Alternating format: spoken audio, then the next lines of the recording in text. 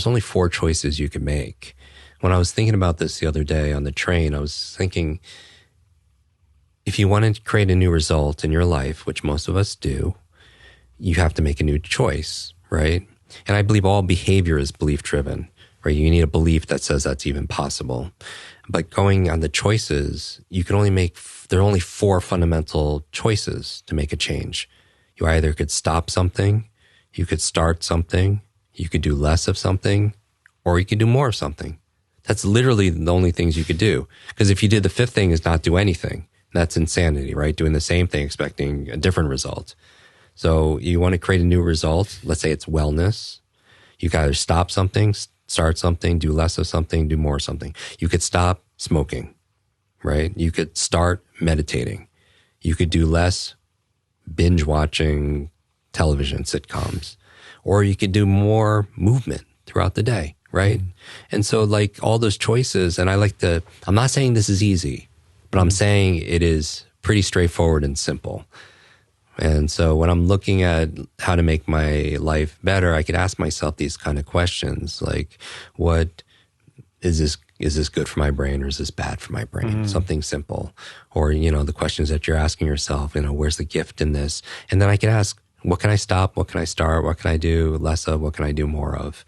And those little things add up to big things over time, because that consistency compounds. Yeah. And so I think that's the importance of mastering your mind, because it gives you awareness and it reminds you have agency. Yeah. Right? That you don't have to believe everything that you're thinking. Before we get to the eye of Limitless, I was just thinking, Jim, that at the start of this conversation, we both were sharing how life is short, time is limited. Let's not waste our days away. Let's look after our brains. Let's be intentional and live lives to our fullest potential as much as we can, right? You mentioned some sort of habits there, right? Which are really interesting to me. And I wanted to know, what do you think are some of the common habits that people all over the world now are engaging in each day that have been detrimental to their brain health? This actually leads to the I. The I is implementation management. Okay. And so the idea here is that is the things you're doing, which would include your habits. University studies suggest about 40% of our day is spent habitual. Yeah. Like mindless. We're just going through a routine, but we're not thoughtful about it because we're on autopilot, right? And so implementation management is managing your actions and your own behaviors, which would include your habits, because that's habitual. And so the idea is you create your habits and your habits create you. And also habits could also be giving you a negative result, certainly as well. There are certain things that we're doing that we could stop or do less of, right? Okay. The choices. And then you could always do the opposite. You could do, start something new or do more of something that's positive. I would say the diet, right? What you eat matters, especially for your gray matter. So I would say on the opposite side of all the brain foods that we talk about, like avocados and blueberries and so on, I would say, the processed food, refined foods, a lot of chemicals in foods, the high sugar, the glucose spikes, that's something that can be detrimental to our brain, right? Second thing, negative self-talk. When we say, why me? Why does this always happen to me? Why am I not enough? I'm not that smart, whatever it happens to be. People at events, they say that to me all the time because they know I'm a memory coach, and they say, they come to me and say, Jim, I think I'm getting too old. I have a horrible memory. And I always say, same thing, stop. If you fight for your limitations, you get to keep them, right? And so the idea here is negative self-talk could be detrimental. Third thing, being sedentary, right? We live behind screens. I don't know about most people, but I do. And we're not moving. And the number one reason, I want to remind everyone, the number one reason we have a brain, its number one function is to control our movement. And as your body moves, your brain grooves. And so I would say something that's negative, a negative habit is not moving. Yeah. They say sitting is the new smoking. But when we exercise, we create, BDNF, brain-derived neurotropic factors, which is like fertilizer for your brain for neuroplasticity. When we exercise, create dopamine, serotonin, endorphins, these important neurotransmitters and substances that are really good for cognitive health and cognitive performance. When we move, we create blood flow, so it's more oxygen to your brain. I mean, there's so many benefits. It reduces stress and so on. So being sedentary. I would also say being around negative people is not so much good for your brain. We all know that sometimes you spend time with people, and I don't know if you ever noticed, like some people, it seems like batteries are included, but there are a few people batteries just were not included. And they like take all your energy and your drive and your motivation and your creativity. So I would say who we spend time with is who we become. Yeah. And being around people that are not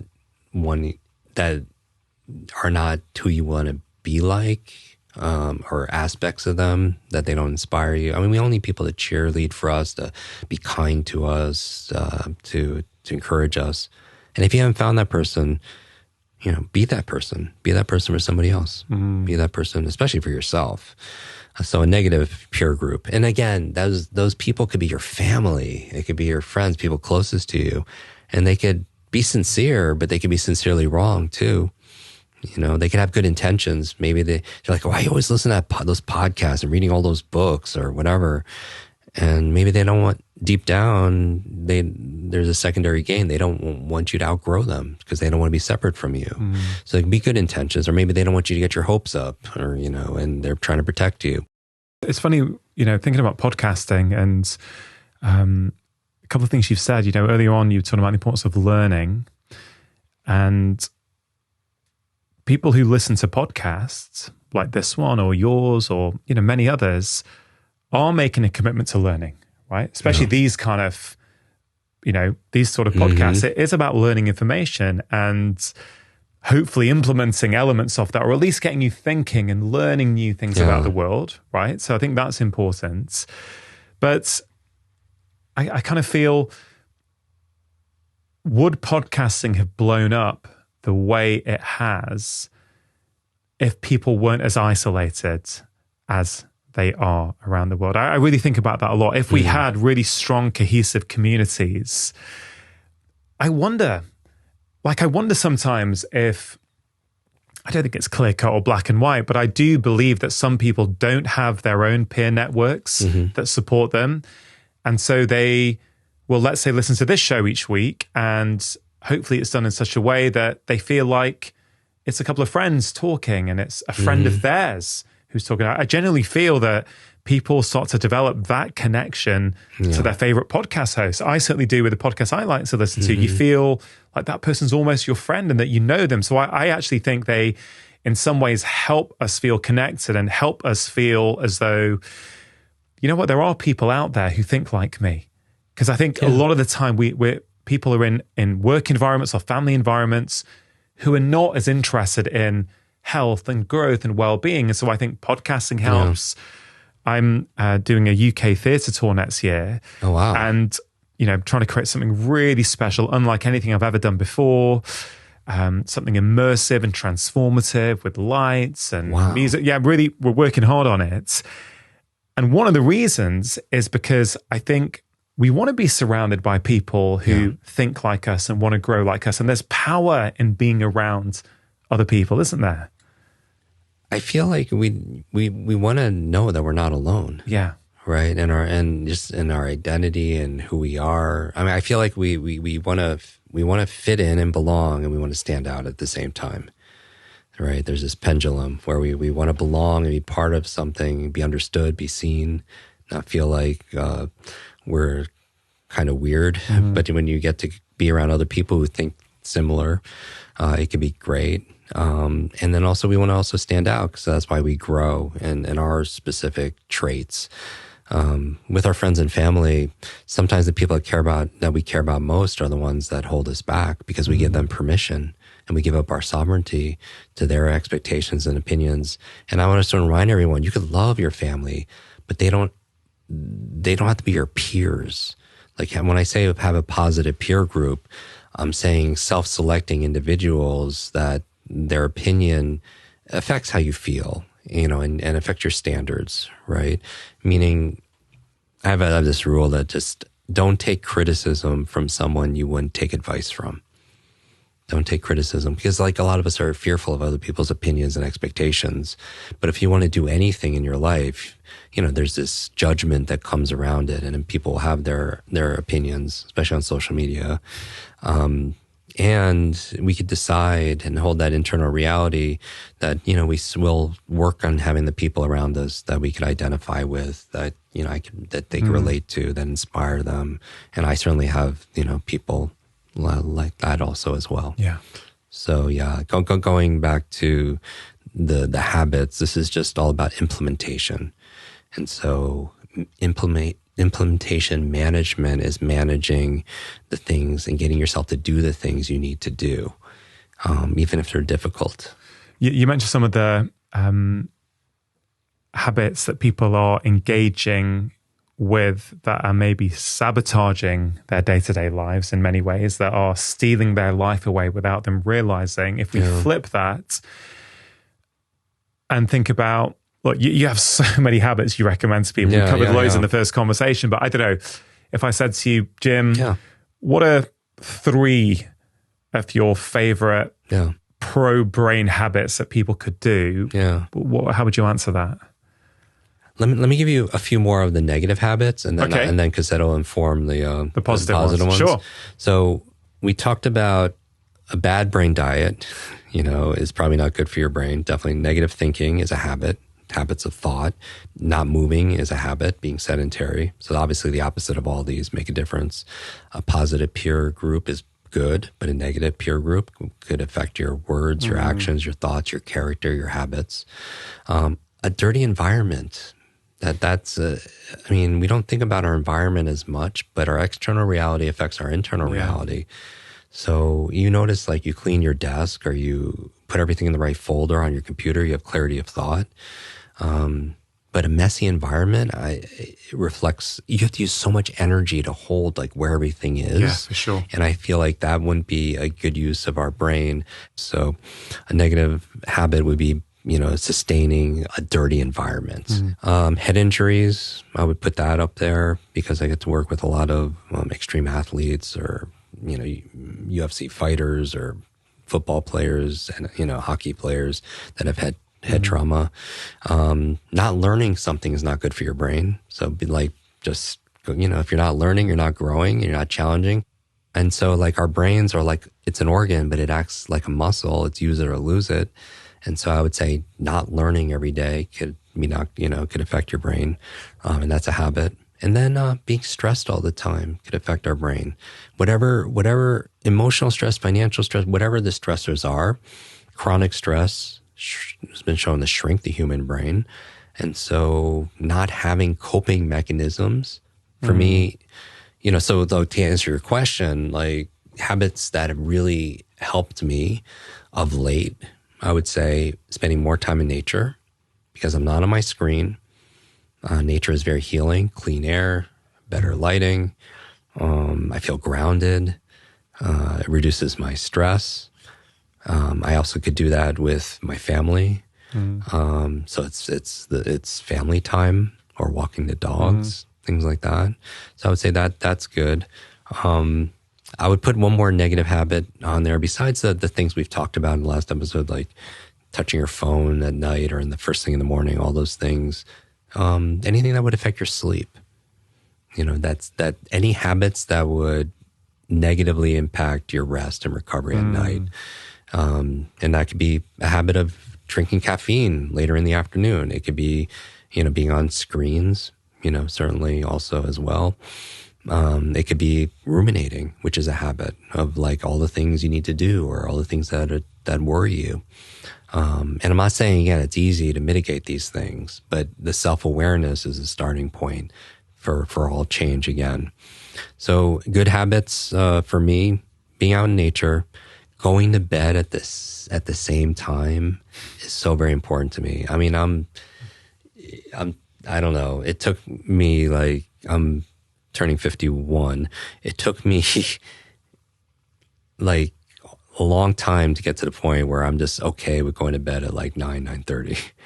And, so like for me, welcome to my world, man. yes, I love it. I mean, and a lot of this, the impetus was having a 1-year-old because, we're just exhausted and he wakes up in the middle of the night. And so we want to sleep closer to when he's sleeping. But the idea here is prioritizing your sleep. So nature, going to bed at the same time each night, even on weekends, and no one's perfect about it, but it's made a big difference in my life. And then the last thing I would say for my brain, and there's tons of stuff that on our podcast in the book, like literally I could spout off 200 different habits. Yeah. The habit of looking for joy. I mean, I have this question, this thing I talk about called the dominant question, and we mentioned it very, very briefly in our first conversation. But when I was with Will Smith, I train a lot of actors how to speed read scripts, memorize their lines, be focused on set. And this dominant question and idea is like we have 60,000 thoughts on average a day. A lot of those thoughts come in the form of questions, and there's certain questions we ask all the time that we don't consciously and unconsciously.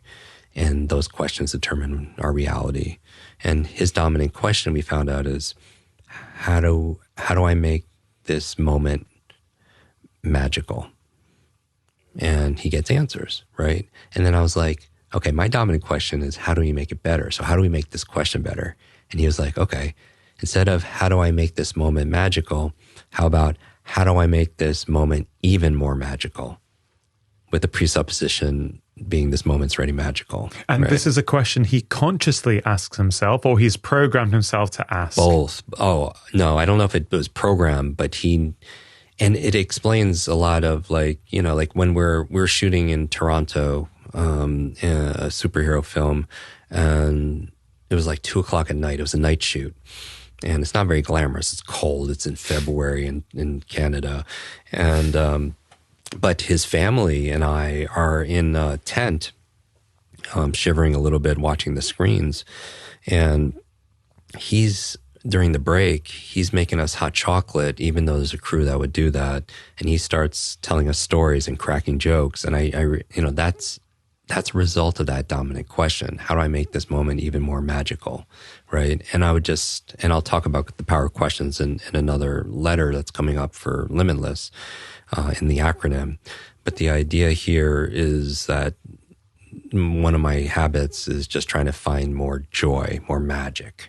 And I think what we look for, we're more likely to find. It's like that, what's that red car experiment. It's like, you see, if I asked everybody, like in the past 24 hours, how many red cars they saw on the way to home or work, you're like, I don't know how many, but you probably saw them, yes. But if you're offered somebody, $100 for every single red car they saw, they'd be very clear in seeing the red cars. And I feel like there's a lot of things we could be grateful for at any given time, but we're not asking those questions. I think that's such a key point when we think about joy or gratitude or how do you make this moment magical. Yeah. Like literally in the last week, my daughter has been doing this game with me.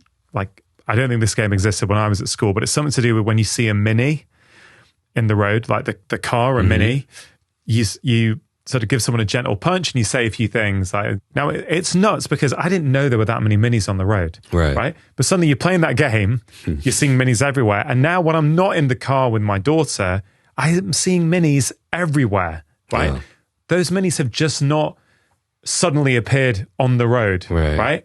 It's your awareness, the intention has been put out that you're looking for Minis. Yeah. And it's the kind of same thing with negativity or positivity, right? You can train your brain to start looking for joy. You can train your brain to be grateful, but you got to set the intention. I love that. I think everyone would benefit from making that a habit and habitual things. Like even asking that question is, what can I be grateful for, in this moment? It just sensitizes you to see more Minis. That's always there, but we weren't paying attention. Your brain primarily is a deletion device. It's trying to keep information out. If we let everything in, there's a billion stimuli that would overload us, right? But when you ask questions, we activate that reticular activating system, which is like a spotlight, and so you start seeing what you're asking for. And sorry to interrupt. If you're enjoying this video and you want to learn more, then do check out my free special guide, which contains the 6 crucial steps you need to take in your life to not only build healthy habits, but also to make them stick. If you want to get hold of this free guide, all you have to do is click on the link in the description box below. I think that's a great habit to be in. Gratitude habit is so good for your brain because it gets you out of fear and gets you out of stress. Because again, chronic stress shrinks your brain. Chronic fear, will make you more susceptible to colds, the flus, the virus, will compromise your immune system.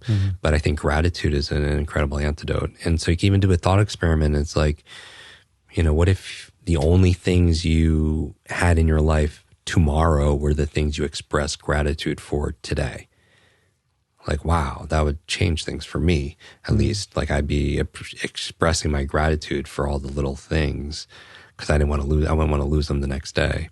But also the act of expressing it as a habit, I'll feel, the benefit that comes with it also.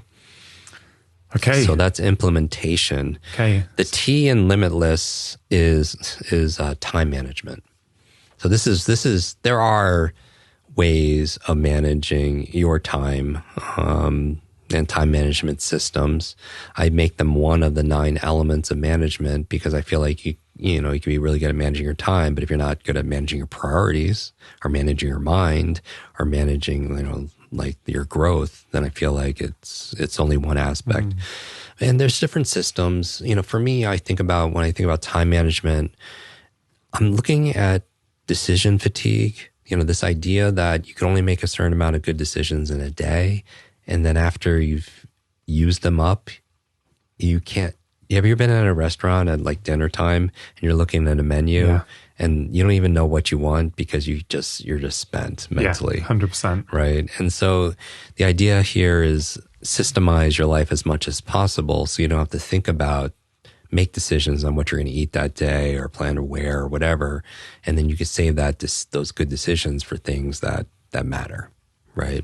So if you have systemized way of food prep or, getting food delivered, whatever you happen to do, you don't have to spend a lot of energy. And so, because there's a big cognitive load, and cost to a lot of this.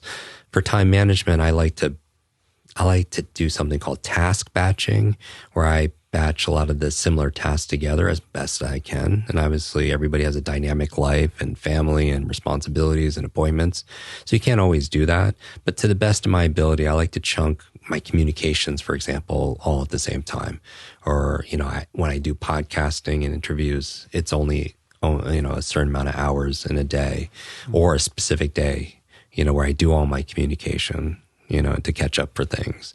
We don't realize the cost of switching huge costs. Tasks, do we? Yeah. So it's, again, the task switching, there's 3 costs, I would say. So you're not multitasking, you're task switching. And this is an argument for monotasking, like focusing on one thing. First, we lose time. Whenever we're task switching, it takes 5-10 minutes when you're going from one activity to another to regain your focus, right? So you're losing time. The thing you think you're gaining by multitasking, quote unquote, which again is a myth, is time. The second thing, mistakes. Whenever you're trying to multitask, you're going to make more mistakes. I mean, think about somebody texting and driving, right? Like you're going to have more accidents for sure, right? You're doing 2 cognitive activities at once. I mean, if you just think about that for a minute, it's the most ridiculous thing in the world to text and drive. Yeah. Yet most people or many people have done it and continue to do it. But if you actually step back and think about it, you're like, this is the craziest thing in the world. Yeah. But think about how our devices are rewiring our brains like all the time. How many times do people open up their phones? And that's why if you don't set constraints or borders or guardrails around these things, then the technology uses us. Right? Especially when we're picking up our devices out of boredom. Like if you're online or whatever, and I understand if you have to do some work, and I totally understand especially if your career or your school, whatever it's or you have to be in touch with your family, totally understand that. But a lot of us are doing it just out of mindlessness, right? And then, or out of boredom, just to get that dopamine hit. And we can't even be quiet. Like while we're waiting in line for, whatever we're going to eat or mailing something at the post office, whatever. So, that could be a challenge. But going back to time management, like I do task batching, because the third challenge with task switching not only does waste time, you make more mistakes, it uses up a lot of energy. Like if you're focused on an activity like reading or whatever, a certain part of your brain is lit up, right? Imagine a cognitive web. And in order to go from that to like going to Slack or social media, whatever, you got to shut this part of your brain down and then re-engage. And it uses a lot of blood glucose, right? And then we feel like we have too many tabs open and we wonder why we're just spent and depleted. And maybe because we're trying to do too many things at the same time.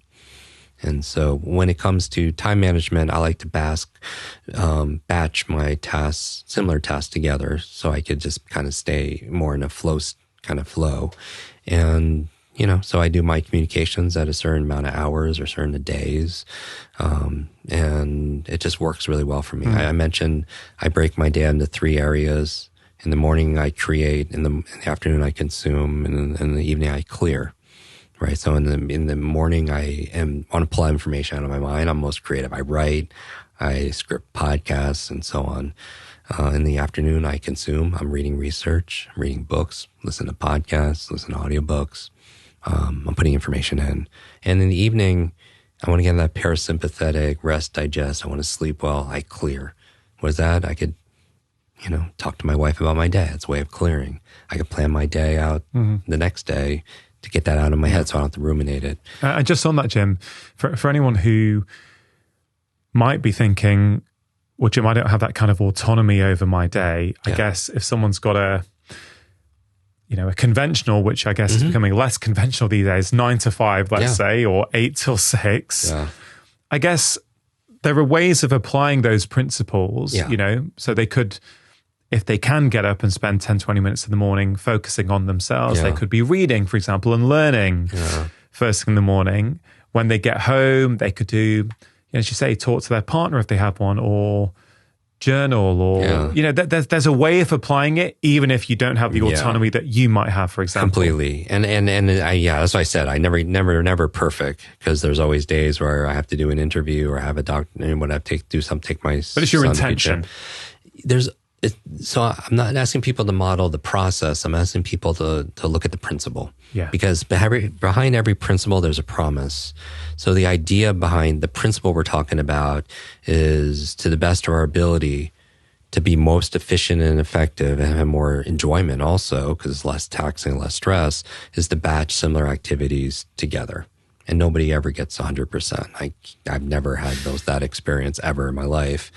But the idea here is, if you're doing certain things, do one at a time. And if you can stack the things that are similar together, you're going to be more productive and you'll get more out of the day. You won't waste as much time. You won't make as many mistakes, and you have more energy. Yeah. And another, like, time management is things like the Pareto principle. I mean, it kind of overlaps a little bit with importance management, but the Pareto principle is the 80-20 rule, right? You focus on the 20% of your time management, to 20%, that gives you 80% of the results, right? There's 20% of what you're eating that's giving you 80% of your health. There's 20% of the people that give you 80% of the happiness, and so on. Focusing on that 20%, as opposed to focusing on the 80% that gives you only 20% of the returns, right? Because that's marginal returns. Also, there's an Eisenhower matrix, for those of you familiar with it, based on importance and urgency.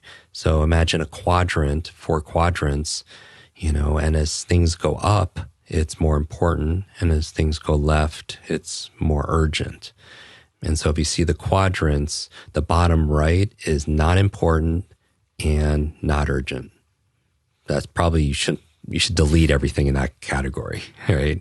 If you're on the bottom left, then it is urgent and unimportant. I would say for that, if it's urgent but it's not important to you, the second D is delegate, right? You delegate the things that are in that box.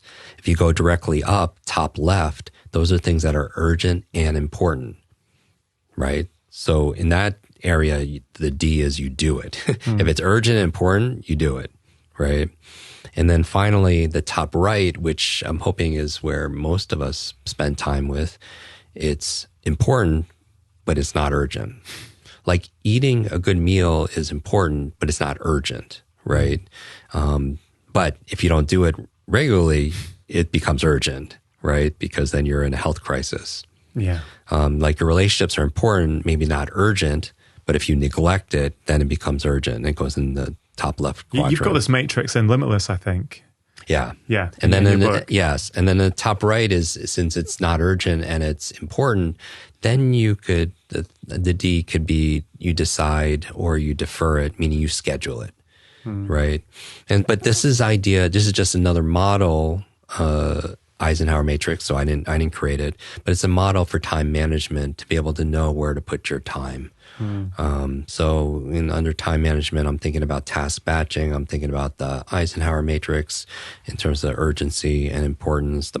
Even the things like the Pomodoro technique that says you can only work 25, 45 minutes before your focus, your mental energy just kind of declines. So the idea here is every half an hour, take a 5-minute brain break to, and that's good for time management, also as well, to kind of refresh your mind. Many people these days are complaining that they can't focus. They're struggling with their memory. They just can't pay attention in a way that they used to. So in your view, what's going on? Yeah. I mean, the world has changed, certainly. Technology, and I'm pretty pro-technology. It also, it maybe hasn't caused it, but it certainly has amplified some of that distraction, that digital distraction. I mean, we live in an age of rings and pings and dings and app notifications, social media alerts, and so I feel like in a way that we're driven to be distracted. And how do you maintain your concentration, which is so important nowadays? We live in the attention economy, and but we're rewiring our brains to react and to be able to focus every little thing that's in our purview. And so, and how are you going to get things done? How are you going to learn? How are you going to study? How are you going to be productive? In my book Limitless, I talk about 4 digital. It's like the 4 horsemen, if you will, of the mental apocalypse. And I tend to alliterate, so I made them all Ds. The first one actually is digital distraction.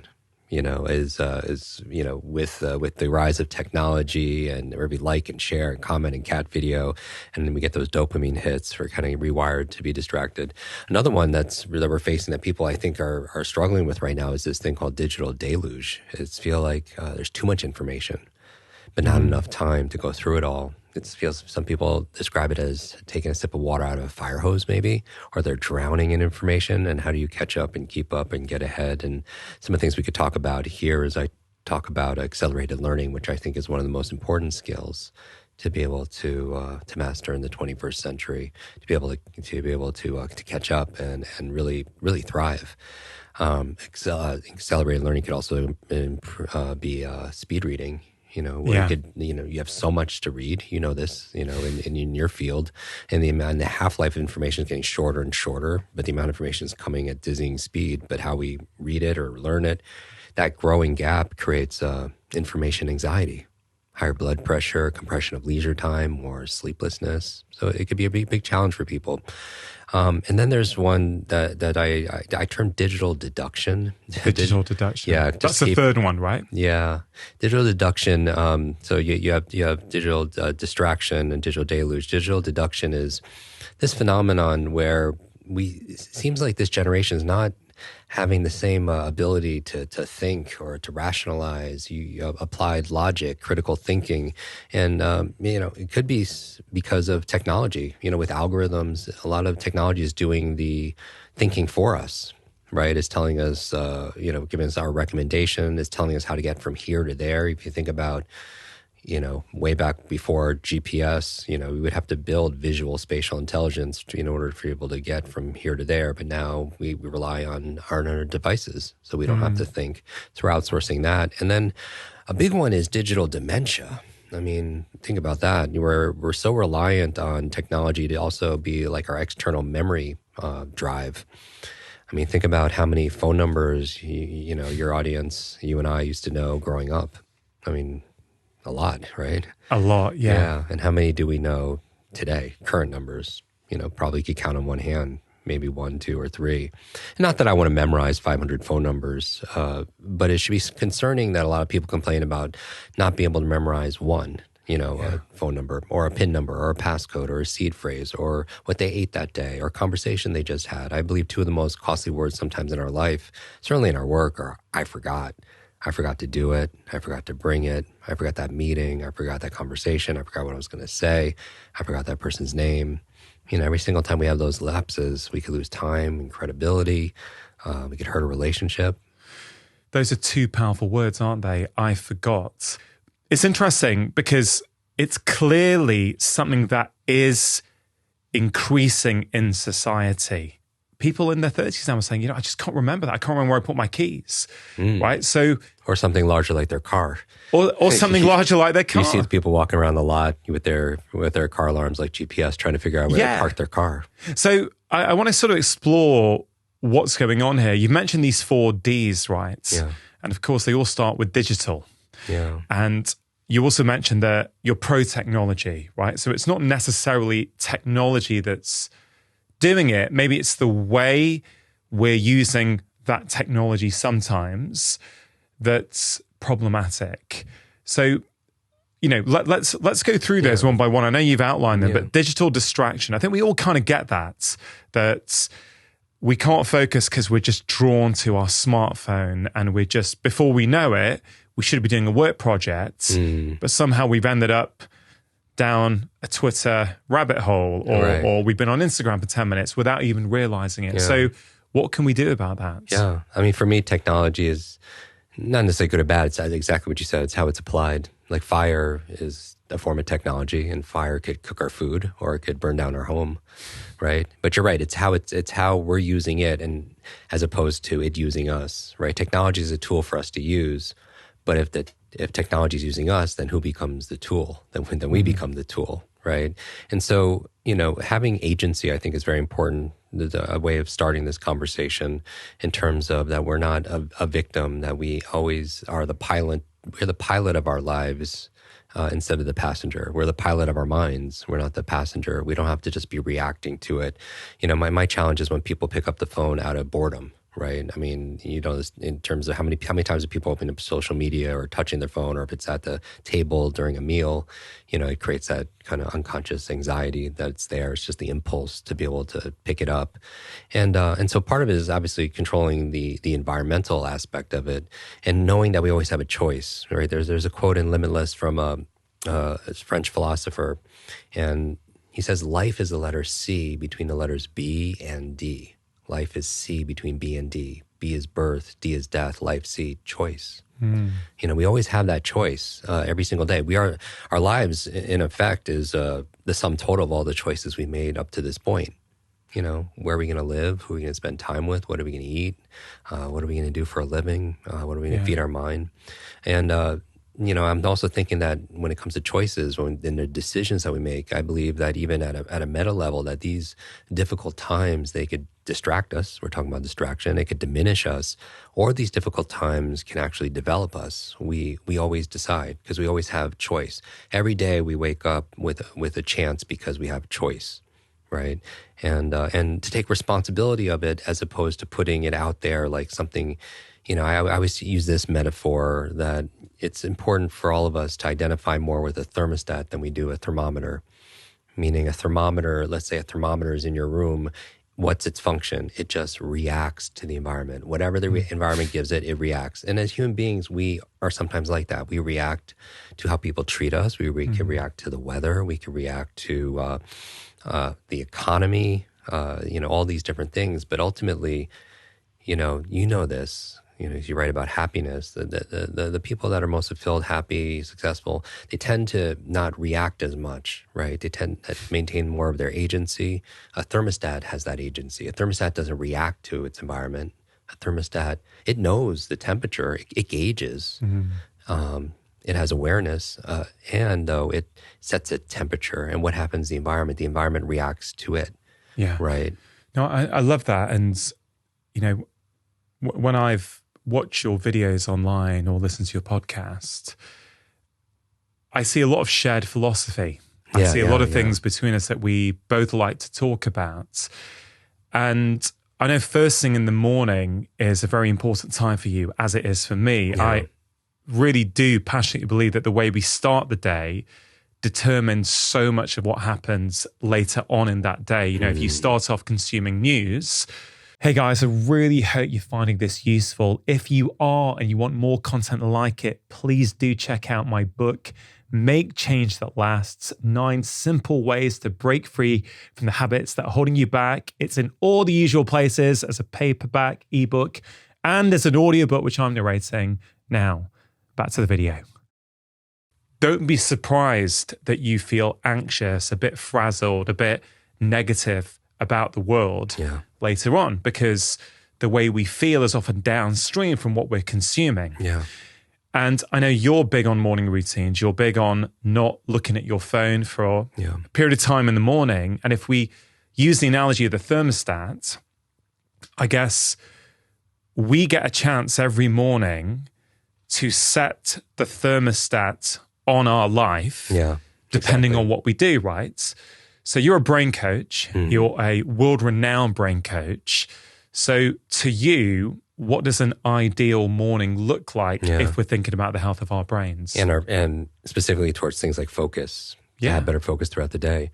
I'm very intentional. And when I go through some of the things I talk about in my morning routine, I'm not suggesting it's for everybody. I don't think necessarily everything is for everybody or everybody's for everything. You know, I do ask people to maybe experiment. I think ultimately we are our best coach, and it's nice to have mentors and others and get their feedback, but to test it on themselves. And then, everyone's situation is a little bit different, right? Some people work at night, they're night workers, they have lots of kids and such. For me, when I wake up, my goal is, while I do some of the biohacking people see on social media, the cryotherapy and the saunas and all that, most of that I like to get nowadays from nature because it's free. I feel like it's very natural. It's very duplicatable, for all of us. Is that when you spoke about recently? You like to get the 4 elements first thing in the morning. I do. That was beautiful. Could you elaborate on that? When I was researching another book, I was reading about the elements and how, ancient cultures like from Babylon and Babylonian times, they used to believe, in ancient Greeks, they used to believe everything was made up of these 4 elements, air, fire, water, and earth. And I thought, wow, that's very beautiful. It sounds very natural and organic for me.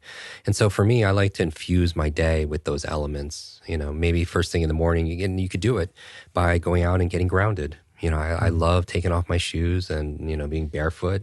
You're barefoot now in the studio, as I am? Exactly, yeah. And walking around your beautiful yard, and it's very peaceful. You get grounded. And, some people use biohacking like PMF mats, at certain frequencies. But, I feel like all of those are meant to kind of imitate nature. Like the infrared, the red lights imitate the sun and so on. So I'm going out there, I'm getting the direct sunlight, which is very important. We know many people talk about getting direct sunlight first thing in the morning to reset your circadian rhythm, to help you sleep better at night. So that's the fire for me. And I have the earth. I hydrate because we could lose a good amount of water when we sleep, through respiration and perspiration. And just staying hydrated could boost your reaction time, your thinking speed, upwards of 30%. I mean, it's a huge, not a small boost, but a huge lift. So how much do you drink each morning? Yeah, for me, it's a little different. I always go by like how I feel. And, also that's dictated by the night before, just like getting a good night's sleep is dictated by how you start the day also as well. I do some electrolytes. That really works well for me, the salts and the minerals. A nice tall glass works for me. Usually room temperature, it just kind of like, that's my personal thing. And then the last one is air, and that's just doing some breathing exercises. Sometimes people feel sedated, or when they're reading, they fall asleep, or they feel like they have that mental fatigue. And I feel like a lot of times it's just because we're not getting enough air. Sometimes we have to just even check our posture when we're at our desk, because sometimes when you collapse your diaphragm, the lower 1/3 of your lungs could absorb 2/3 of the oxygen. So, it's really important to get that blood flow and that oxygen to where it really matters. So those are the kind of things I do. But intentionally, what I'm thinking about in the morning is I do this, and I've done this for the longest time. I do these thought experiments, where I just would imagine myself at the end of the day. I could do this in bed or I could do this outside. I can imagine a family member asking at the end of the day, how was your day? And I was like, today was really great. I'm very blessed. I crushed it today, something like that. And then I ask myself, if that's what I say, then what had to happen in order for me to feel that way? And I work backwards. I kind of reverse engineer it, meaning like I think about three things personally and three things maybe professionally that happened. And they don't have to be huge, big things, but that's where I kind of put my focus and my intention. I kind of work backwards. I was like, okay, if I do this, if I have this this with you, that's a big check mark for me, and that'll make me happy. If I walk the dogs, or play with my son, or I do these, do specific activities, that's a win. So I work backwards from that. Yeah, you mentioned before about being the pilot, right, rather than a passenger, and I really like that practice where, you've mentioned the four elements, completely get that, can see how that'll be a very, literally a way to ground at the start of the day, root yourself, give yourself the kind of core ingredients that a healthy human needs each morning, right? Yeah. But I really like that exercise where you fast forward to the end of the day and almost visualize saying to yourself, that was a great day. Yeah. And so what do I need to do to make that a great day? I think that's a really nice practice. And can you give an example maybe, or how does this change things? Because, does it automatically change the way you approach the day? Are you thinking about things you have to have done? Or are you also thinking about things like, when I see my work colleagues, I want to be calm. I want to be present. I don't want to be snapping at anyone. I want to, what sorts of things are you thinking about? Actions, behaviors, bit of both? Yeah. And I've done both or created a composite. I think to-do lists, most people listening have some form of to-do list, way of tracking the tasks that they have to check off. I think it's important to also have a to-be list. It kind of, maybe it sounds a little corny, but a to-be list, it's, the whole idea we're not human doings, we're human beings. But, when we're faced with a decision or dilemma, often people are like, what do I need to do? And I think if people took a step back and say, who do I need to be at this moment? It changes, the reference point, meaning that maybe you're in a spirited debate with someone at work and you say, who do I want to be? Maybe I want to be compassionate, right? Or I want to be loving. And then the behaviors take care of themselves. I don't have to think about what I need to do if I'm focusing on who I need to be at that moment, right? So this is really about a proactive approach to life rather than a reactive one. Yeah, I very much think like one of the syntaxes or strategies of success is, the be, do, have, share, that kind of model. Because it's a lot of people want to jump to the have. They want to have a perfect body. They want to have, lots of money or whatever, right? Or even when people win their lottery, right? And all the stats when people have, and what happens over the next X amount of years, they lose all of that and more, right? Those jackpot winners, because they jump to the have point, but they were never being a millionaire. So they weren't doing the things that, wealthy people would do to have the things that they would have, right? So I think all behavior is belief-driven, meaning that if at events when people see me do these demonstrations where I'll memorize, a room full of people's names or whatever, I would tell people I don't do this to impress you. I do this more to express to you what's possible, because the truth is every single person listening to this, regardless of your age, your background, your career, education level, your financial situation, your gender, your history, your IQ, we could all do this. We just weren't taught, right, how to learn. There was no class called memory. So Socrates said learning is remembering. So part of it is knowing that you could have the skills, the knowledge, the abilities through training, right? Because school taught us what to learn, but not necessarily how to learn those specific subjects. And I think that's important. But also when we're going from be, do, have, share, people at these events, they'll come to me and they're like, Jim, I'm so glad you're here. I know you're a memory coach. I have a horrible memory, or our senior moments are coming too early, or I'm just not smart enough, right? And then I'll say, stop. If you fight for your limitations, you get to keep them.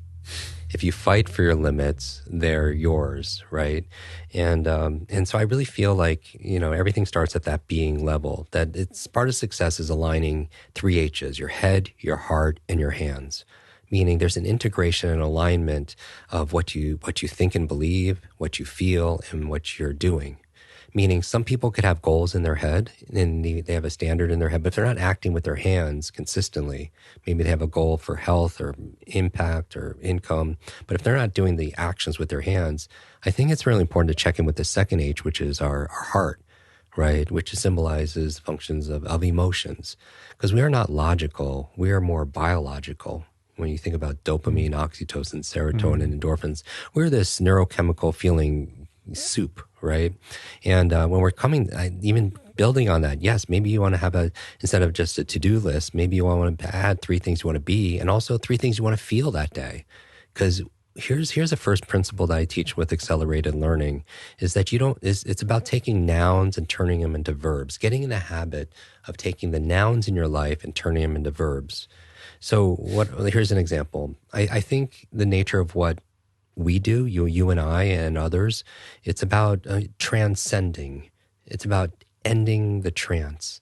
This mass hypnosis, whether it's through marketing or media or from our parents or from wherever those thoughts kind of came from, and those impressions, those expectations that somehow told us we were broken, that we're not enough, right?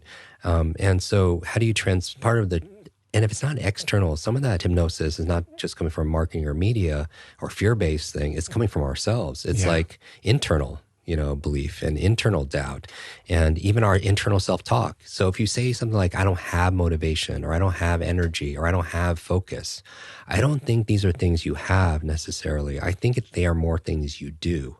So when you have something, it's a noun, but when you do it, it's a verb. So you don't have energy. You do it. There's a process for generating energy. You don't have focus. There's a process for harnessing your focus and concentration. You don't even have a memory, right? There's a process of encoding and storing and retrieving, those memories.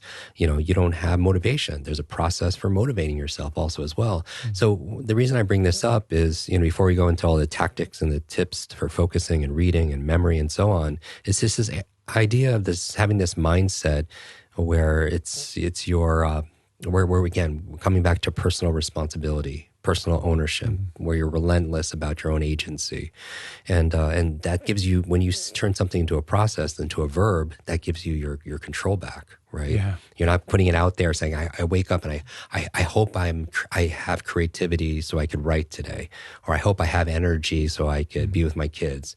You don't have to hope. You could actually do real help, because hope is not a strategy, and say, okay, how can I generate energy? How can I create these memories? What's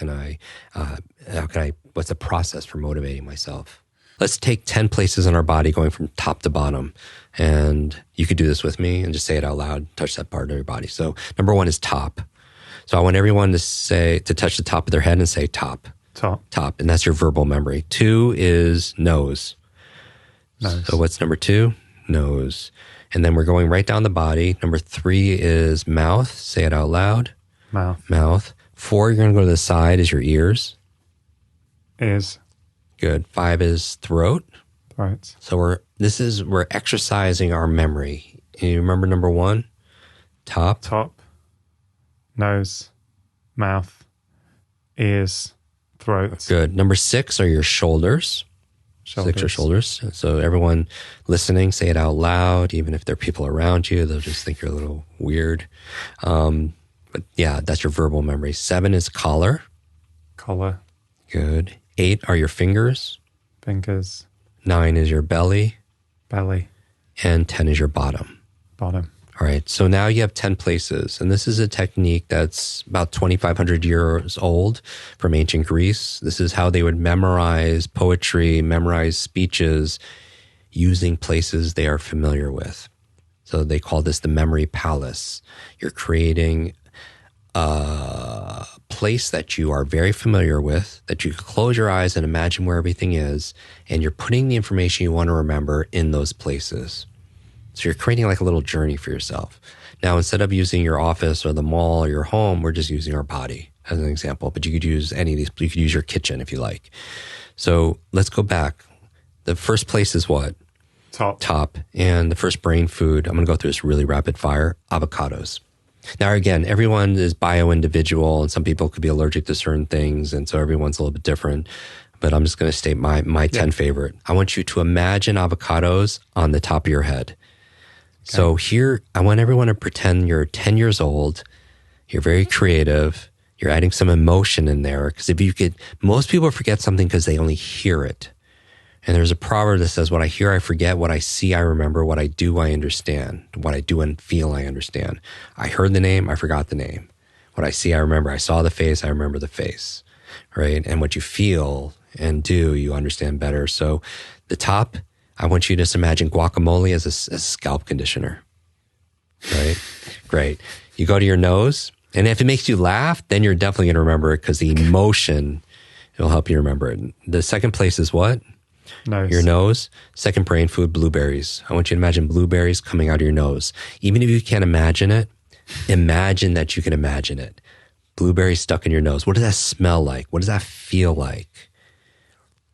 I like to call them, good. Yeah, I like to call them brain berries. They're high antioxidants and very neuroprotective. Number 3 is your mouth. Third brain foods, broccoli. There's a number of things in broccoli that good for your brain, vitamin K, the sulforaphane, which is good for cognitive health, especially if you sprout the broccoli seeds.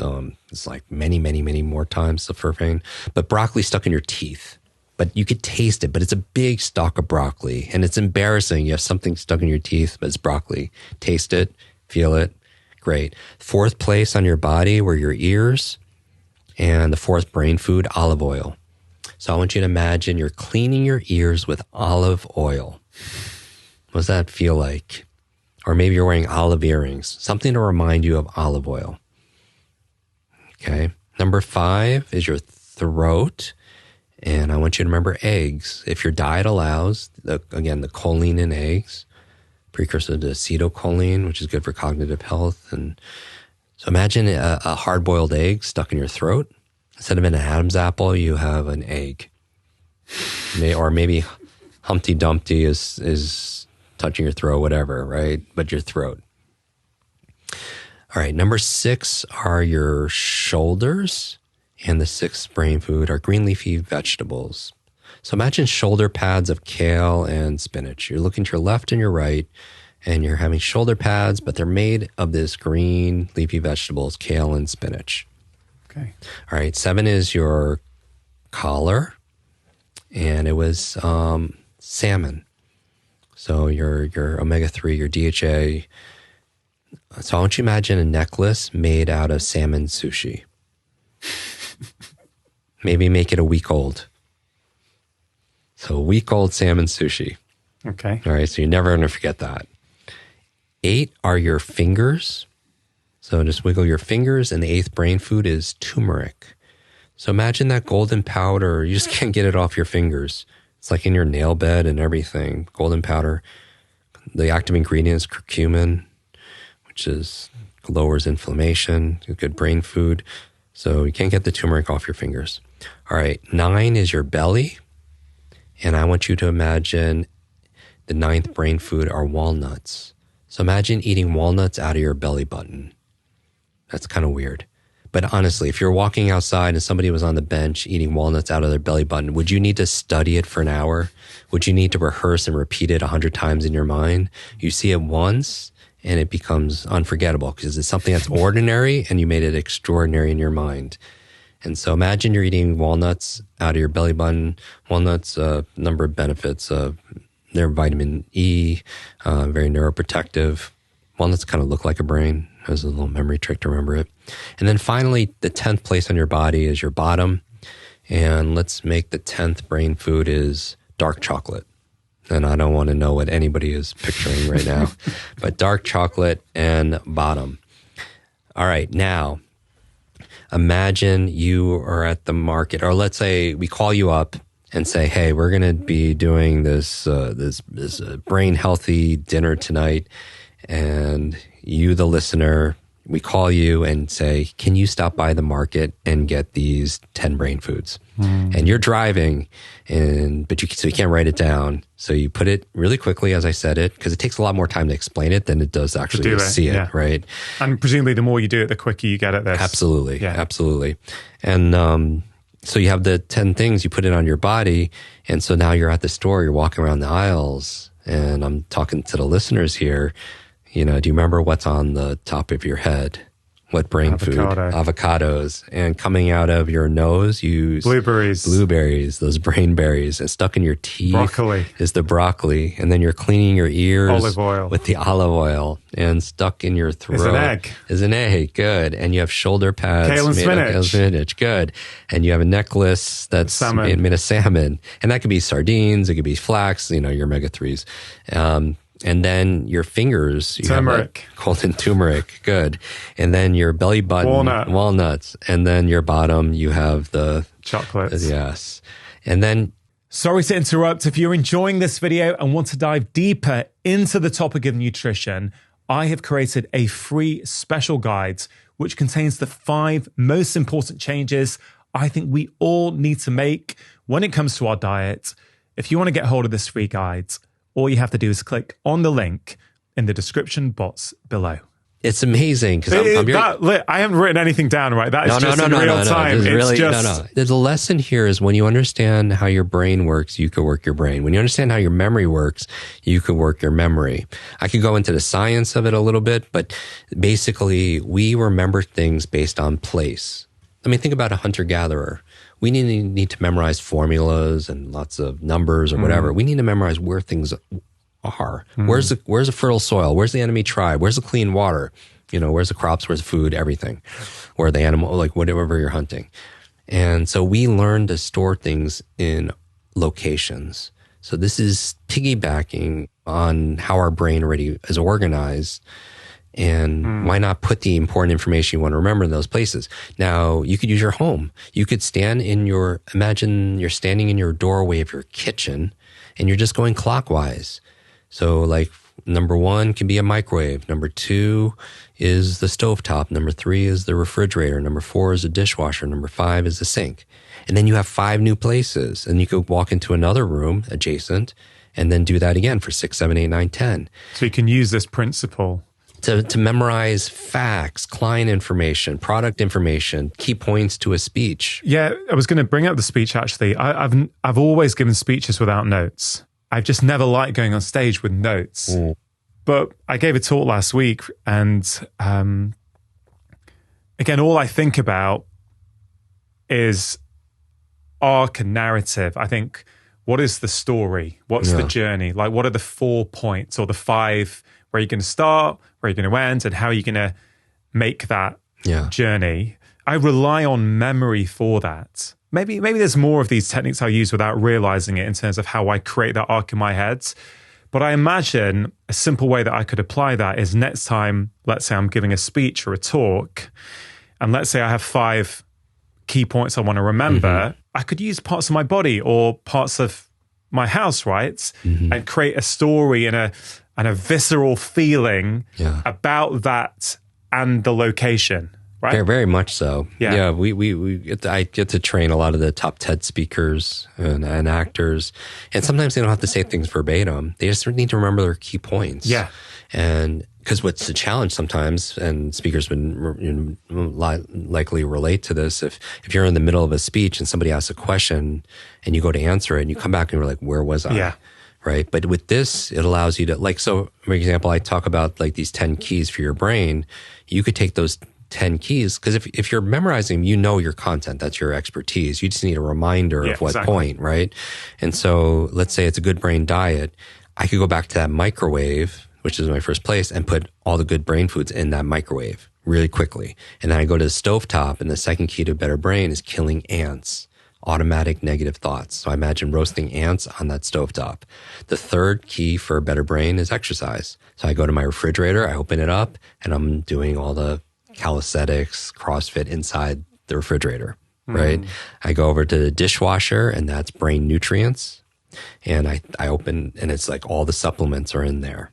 I go to the sink, and that's a positive peer group. And I just imagine all my friends washing their hands in that sink, right? And so that's a way of anchoring the things that you want to remember to the areas you're most familiar with. It could be your home. It could be your car. It could be a past home. It could be the mall. It could be your school. Yeah. No, it could be your neighborhood.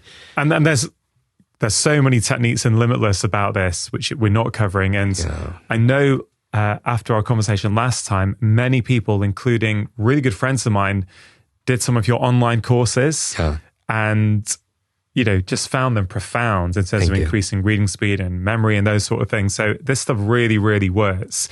Jim, I really want to be respectful to your time. We've got 2 S's left in Limitless, right? What are the final 2 S's? Let's go. The last 2 S's of Limitless, as you're managing your day to win the day, the next one is your state management. And I feel like, just like we talked about, there's a to-do list and a to-learn list, and even on priority, on the importance management, a not-to-do list, because I think part of figuring life out is deleting. Remember I said you stop something or do less of something is having a not-to-do list, like not touch your phone the first 30 minutes a day or the last hour of the day, right? Not to-do list. But when it comes to your state, I think it's important to even have a to-feel list. So when I say state, I mean your emotional state, like a snapshot of your mood and your mind. So how do you feel? And so feelings, just like when I said you don't have focus, you do it. You don't have motivation, there's a process for motivating yourself. You don't have creativity, there's a process for being creative. You don't have energy, there's a process for generating energy. You don't have feelings, you do them, right? And there's a process, and every feeling has an action attached to it, because a feeling is a signal. Emotion is the energy of motion to signal some kind of action. If you feel nervous or scared, maybe it's an action that you need to prepare for that talk or that presentation at school or at work, right? So have a to feel list, and what are 3 things you want to embody in terms of feel that day? And because here's the thing, all learning is state dependent. And that means that we tend to remember things that make us feel a certain way. Just like when we did the brain foods, which I've challenged people to see if they still remember. So wherever they are, if it's safe to do so, pause the podcast and see if you can remember them. Absolutely. I think that'll be a really useful experiment to run. And at the end, when you're done, post it online, tag both of us on there so we get to see it. Yeah, I'd love to see that. How many you remember? Absolutely. I'll repost, because you'll tag us so we'll see it. I'll repost a few, and then we'll gift out a few copies of the new Limitless edition. Wow, thank you. Just randomly, just as thank you for having me on the show. But the idea here is information by itself is forgettable. Information combined with emotion becomes unforgettable. And just like you tend to remember blueberries come out of your nose because there's, that's kind of ludicrous and a little funny, you're more likely to remember it. So you understand how your memory works, you can work your memory. So state management is, you are a thermostat. You could determine how you feel because you either change the external world or you change the internal world. And I think the quickest way of changing how you feel is right now, everybody, sit the way you'd be sitting or stand the way you'd be standing if you're really excited. That was the feeling. You're really excited about listening to the 2 of us have this conversation. You're very interested and excited. Now, my question for all of you is, why do you even have to move? You should be excited anyway, right? But your physiology is going to affect your psychology, right? And so the idea here is you control how you feel. And if you don't feel something, you're not going to remember it, and all learning is state dependent, but so is life. Life is a set of emotions. You ever have emotions and time stands still? Yeah, exactly. Or a certain set of emotions and it just goes by really, really fast. So those emotional states affect how we perceive time and it receives our environment, our reality. So I would say for state management, remember, you don't have to be at a 10 all the time, but have some mindfulness and saying hey, these are 3 states I want to cultivate. For learning, for me, I want to cultivate playfulness. I want to cultivate a level of focus. I want to cultivate confidence, which is an emotional state. And then once you do that, you could play a game inside your mind and say, how playful do I feel on a scale of 0 to 10? Or how excited do I feel on a scale of 0 to 10? And you say, okay, 4. Then you play this game in your head and say, well, how do I make it a 5? Or how do I make it a 6? You don't have to jump all the way to 10, right? But like, okay, well, maybe I'll reward myself with this and I could get 2 more points on that and feel more excited. Or maybe I have to change it in my head. So I turn this into this and then I get some perspective and makes me feel a little bit more excited. Because every level you jump is a huge level in emotion and learning also. So state is manage your state for yourself and also for other people. And then finally, the last S in Limitless, if you want to win the day, you also want to be able to manage your surroundings. So surrounding management, that's your environment. And I feel like our environment, again, our external world is a reflection of our internal world. And so whatever is in your environment, if it's very creative, you're going to be more creative, right? If you put in your environment things that have more joy, things that bring you joy. That's awesome, by the way. The million subscriber plaque. Yeah. That brings me joy knowing that your work gets out to so many people like that. Thank you. And so I'm saying is like having things in your environment, pictures of loved ones or the things that you're proud of.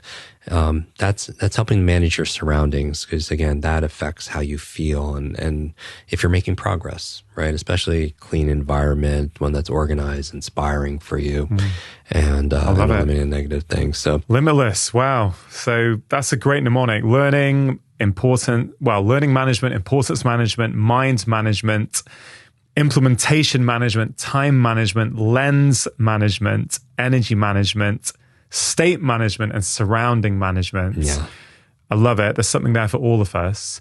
Jim, you've been really generous with your time and how much you share as per usual. I know one of your missions in life is to leave no brain behind. Yes. And I know you're planning something special this summer, this big online event. Yeah. Can you just tell us a little bit about it? We've never done anything like this. We invite all your listeners for 3 days virtual event that will upgrade your learning and upgrade your life. And what we're going to do is really show you the key elements to have limitless success.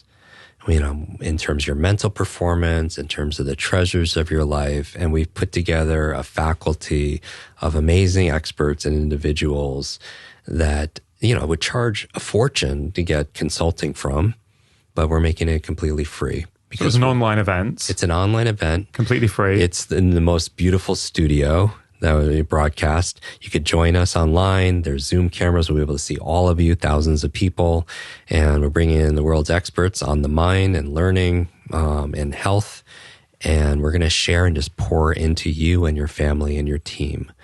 And so we're very excited. We're excited to have you also as well.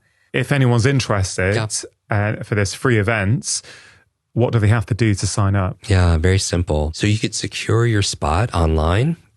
You just go to jimkwik.com/live more. Okay, so the podcast name, Feel Better, Live More, so live more at the end. Absolutely. Jim Kwik, KWIK.com/live more. And you can secure your spot and share it with your friends. Share that link with your friends, your teammates. It'll be 3 days. If you miss it, you'll miss a lot. So make sure you schedule the time. And it's going out live. It's going out live. We'll send the recording out. We'll do a little bit of maybe a 24-hour replay for it also as well. But it's the most highly produced virtual event. And what are the dates of the event? Yes, it's August 5th, 6th, and 7th. Okay, great. So for people around in the summer who want to spend some time learning about their brains and how to upgrade them, they can check this out. Amazing. All the information will be on the website, all the expert speakers, and there's no cost at all. It's just available. So I encourage people to share it. You can post it online, but it's really to be able to, I believe you change your brain, you change your life, you change your brain, you change the entire world. Jim, that sounds amazing. Totally aligned with your mission of helping more and more people upgrade their brains. Yeah. To finish this conversation, you were once a little boy who was told they had a broken brain. And you have managed to change that, whereas now you're a world-renowned brain coach, right? For someone who's listening and feels that they've got a broken brain and feels that they're not living life to their full potential, what are your final words for them? Yeah. If I could talk to that 9-year-old kid that was struggling with his self-esteem, and he had a lot of doubt, and he would have all these learning disabilities, who just wasn't like the other kids. The two things I would want to install is, number one, you are 100% responsible for your life. Like, what happened, and maybe it's unfortunate, but what are we going to do about it now? But you are 100% responsible. So I would remind all of us that we have a level of agency, that we can't always control what's going on the outside, but you could always control three things: your mindset, your motivation, and the methods your actions, right? You can always control your head, your heart, your hands, and have some kind of influence on those things. The second thing I would just remind this person that's struggling is that everything is figure-outable. When you commit to something, everything is figure-outable. And I have that underlying belief, whether it's true or not. I just feel like is it true that that I'll figure it out if I have that belief? No. But if I don't have that belief, I don't think I'm going to randomly just hit that goal or make that happen.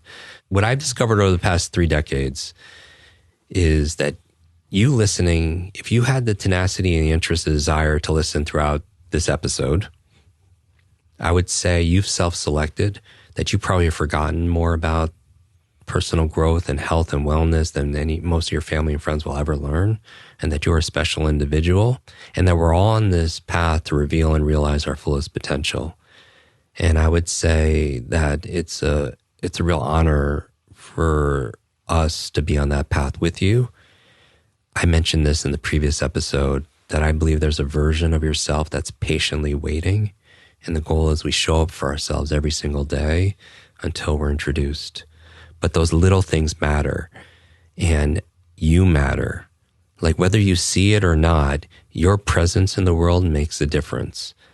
And you're enough, not because you bought something or taught something or did something. It's just you're enough because you always were. And so I would remind you that self-worth and self-esteem, self-confidence, they all start with the word self-love, because you can't get it from somebody else. And no amount of validation or love from somebody external is going to give your soul what it needs from you, right? And so I would just remind those listening that your superpower is your uniqueness, and we could either get bitter or we could get better with the choices that we make every single day. And who's counting on you to be at your best?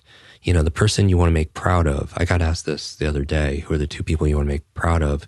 And I was like, I want to, my parents, because of all the sacrifices. And then I was thinking about kids. But really, my answer was, I want to make that 9-year-old kid that I was, like, I want to make him proud. The one that was being bullied, staying up all night, couldn't read, all of that.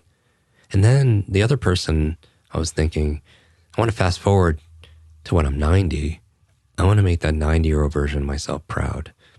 And so I feel like, if this hits with anybody that's listening, is ultimately, it's an internal game, a lot of life. And I think that the choices that we make a difference. And even the choices we make in kindness, there's this huge ripple effect that could affect the cosmos that we never know, where those little things lead to, especially what's going on inside. The most important thing is to keep the most important things the most important things. And for me, the most important thing is the 3 things that we control. And we could turn this into a masterclass. If somebody feels, so Limitless, which is the title of my book, it's not about being perfect. Limitless is about advancing and progressing beyond what you currently believe is possible for yourself, or what you're demonstrating for yourself. So the opposite of that will be not advancing. It would be being stuck. So if your listeners or your viewers, if they think about it. Let's get very, very engaged here. Think about an area of your life where you feel stuck. Okay, I'm talking to the listeners right now. Like, take a moment. Is it your health? Are you not advancing in your health, your impact, your income, your wealth? Your level of happiness. Where do you feel like you're not growing, and you kind of feel stagnant and stuck and contained? Maybe it's your reading speed. You feel like you're a very slow learner, or a bad memory. Where do you feel like you're trapped in a box? Now, by definition, that box, that cube, is 3-dimensional, right? And so there's 3 forces that contain that box. And these are the same 3 forces that will liberate you out of that box. So when I'm coaching a client, what I'm listening for as I'm going through like this intake and this discovery is which dimension is keeping them stuck? Where's the bottleneck? So if you think about a Venn diagram, like 3 intersecting circles, like maybe Mickey Mouse, 2 ears that are intersecting and a face, these are the 3 forces, the dimensions, if you will, that keep you stuck and will make you limitless. And I'll tell you I'll give you the ending, of the story. The face, the end one, they're 3 M's. Those are the methods. So you've mentioned that, you as a medical professional, doing the work that you do, people know what to do, but they don't do what they know, right? Because common sense is not common practice. Yeah. I mean, how many times do we need to hear about the benefits of cold therapy, saunas, breathing, meditation, reading and exercising, and zone 2? Like we hear the same things. So those are the methods. And the methods could be upgraded over time as we learn more and more, and research is done, and we get that feedback. But a lot of people want to know what to do, but they don't do what they know, because you're right, knowledge is not power, it's potential power. It becomes power when we apply it. So what keeps people, so if the last M is the methods, what's keeping people from doing what they should do consistently? Because that's the only evidence that people are committed, is that they consistently act. So the first circle, the first M, is your mindset. Now, you've had many experts on on your show talking about the power of mindset. We had this conversation about all behavior is belief driven, right? That your brain is like a supercomputer. Self-talk is the program it will run. And so that's in mindset. Mindset for me, functionally, how I'm looking at it, I've defined mindset as a set of assumptions and attitudes you have about something. So what's your assumptions and attitudes about money? What are your assumptions and attitudes about health? What's your attitudes, assumptions about love or relationships, right? Because let's say, your attitudes, assumptions about like memory is just like, hey, it's hard. Like I grew up with a traumatic brain injury. When I was 5 years old, I had an accident because I had very slow processing. I had poor focus, a poor memory. I struggled every single day. It took me 3 years longer to learn how to read. I was being teased. When people hear, when I was 9 years old, I was being teased in class because I was slowing the class down. A teacher came to my defense and pointed to me and said, "Leave that kid alone. That's the boy with the broken brain." Right. And that affected my mindset, because before that, you could pretty much say I was more of a blank slate. Right. I wasn't born with this idea I was broken, but every single time, I wasn't picked in class for sports, or I did badly in school, which was often, I would say, because I have the broken brain. And that label became my limit, right? And so adults have to be very careful with their external words, because they often become a child's internal words, right? And so while we are a product of our history, the expectations of others, our experience, our external environment, family and everything. We alone are 100% responsible for our lives. And that's something I just choose. I have these primary beliefs that I am responsible for my life, good, bad, or indifferent, for everything. Because wherever, whatever you feel, because if I put the blame outside, I'm just giving up my power, my sovereignty to something else, right? To my boss, to investor, to the environment, and I don't want to do that, because then the benefit of having responsibility is that it gives you the power to make things better. Like I got to go to dinner. I spent a lot of time with Stan Lee. the creator of all these superheroes. And superheroes is a big part of my mythos. I even, Limitless, even as you open it up, it has the structure and the stages of a hero's journey, Joseph Campbell's work. Yeah. And Stan wanted to meet Richard Branson, and Richard Branson wanted to meet Stan. So I'm picking up to go to dinner, and Stan's in the car. And I was like, can I ask him? Is it appropriate? I was like, okay, I'm going to do it because I need to know this because I'm just very curious. I was like, Stan, and the reason why I love comic books is they changed my life. I mentioned I couldn't read for 3 years after my brain injury, like all the other kids. But I taught myself how to read by reading comic books, and something about the illustrations, and it brought the words to life. And so I'm very connected to this hero's journey because for me, a superhero is somebody, they're not perfect, right? They're flawed, they have challenges, but they offer people hope, and they offer people real help, right? And then that's something we all could do, in our life. We can offer people hope and real help, and one person can make a difference. These overarching themes that good will eventually overcome evil. And so I was like, Stan, who's your favorite, superhero? That's the question I have. And he was like, Jim, it's my favorite is Iron Man. And he said, he said, who's your favorite? He flipped it on me. Who's your favorite superhero? And Stan had this big Iron Spider-Man tie. And I was like, Spider-Man. And when I said Spider-Man to Stan in his iconic voice, he said, with great power comes great responsibility, right? Something we've all heard. And truth be told, I reverse things when I hear it sometimes or when I read it. And maybe because I had some head trauma as a child. And I heard something different. I was like, you're right. With great power comes great responsibility, Stan. And the opposite is also true. With great responsibility comes great power. Yeah. When we take responsibility for something, we have great power to make things better. Yeah, I love that, Jim. So what would you say to someone who says, okay, I get that. We've got 100% responsibility for our lives, but you don't get my life, right? Mm-hmm. I've had a tough start. I grew up in poverty. Yeah. I'm an immigrant in a different country, and I've got all kinds of struggles and discrimination to face. Mm-hmm. You're saying I've got 100% responsibility for my life, but I disagree. What would you say to that person? I would say whatever script people have, I would say you're probably right. First of all, you're right that these are all the situations that are there, and I would say, in as kindly as I could say it, and I would say, and what changes. Because for me, beliefs are something that's not necessarily true or false.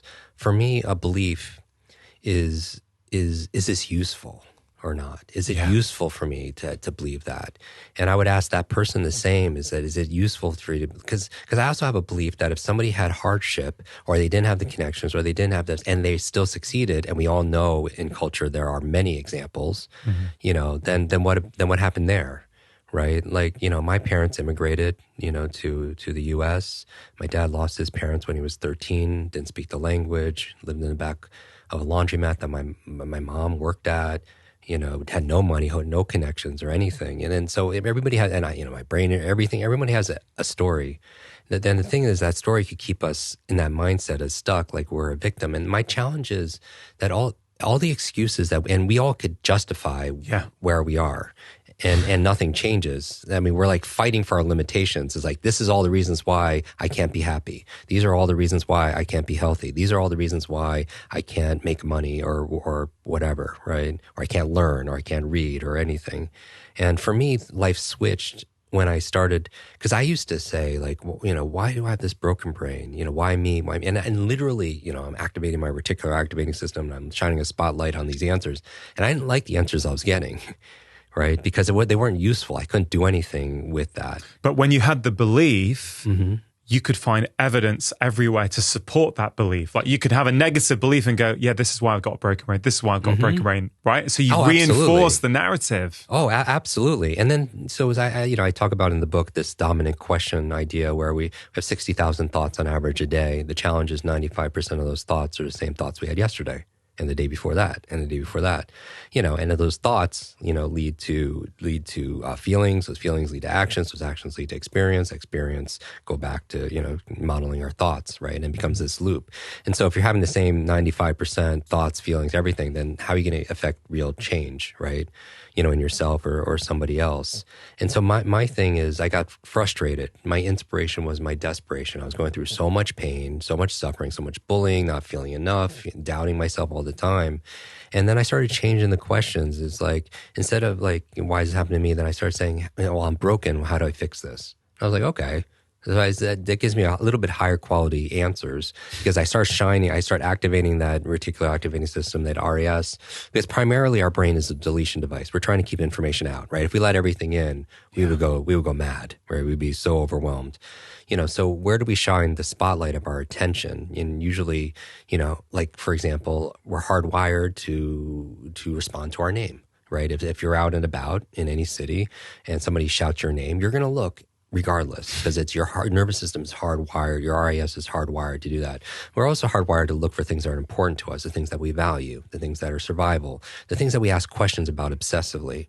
And so I started asking, how do I fix this? And I said, how do I make this better? Then I started getting answers. I was like, okay. And then with those answers, I started behaving differently and started to get different kind of results. And that reinforced, So I think we all have this kind of momentum, and, because everyone wants momentum, but some people have momentum in a direction they don't want to go, also as well.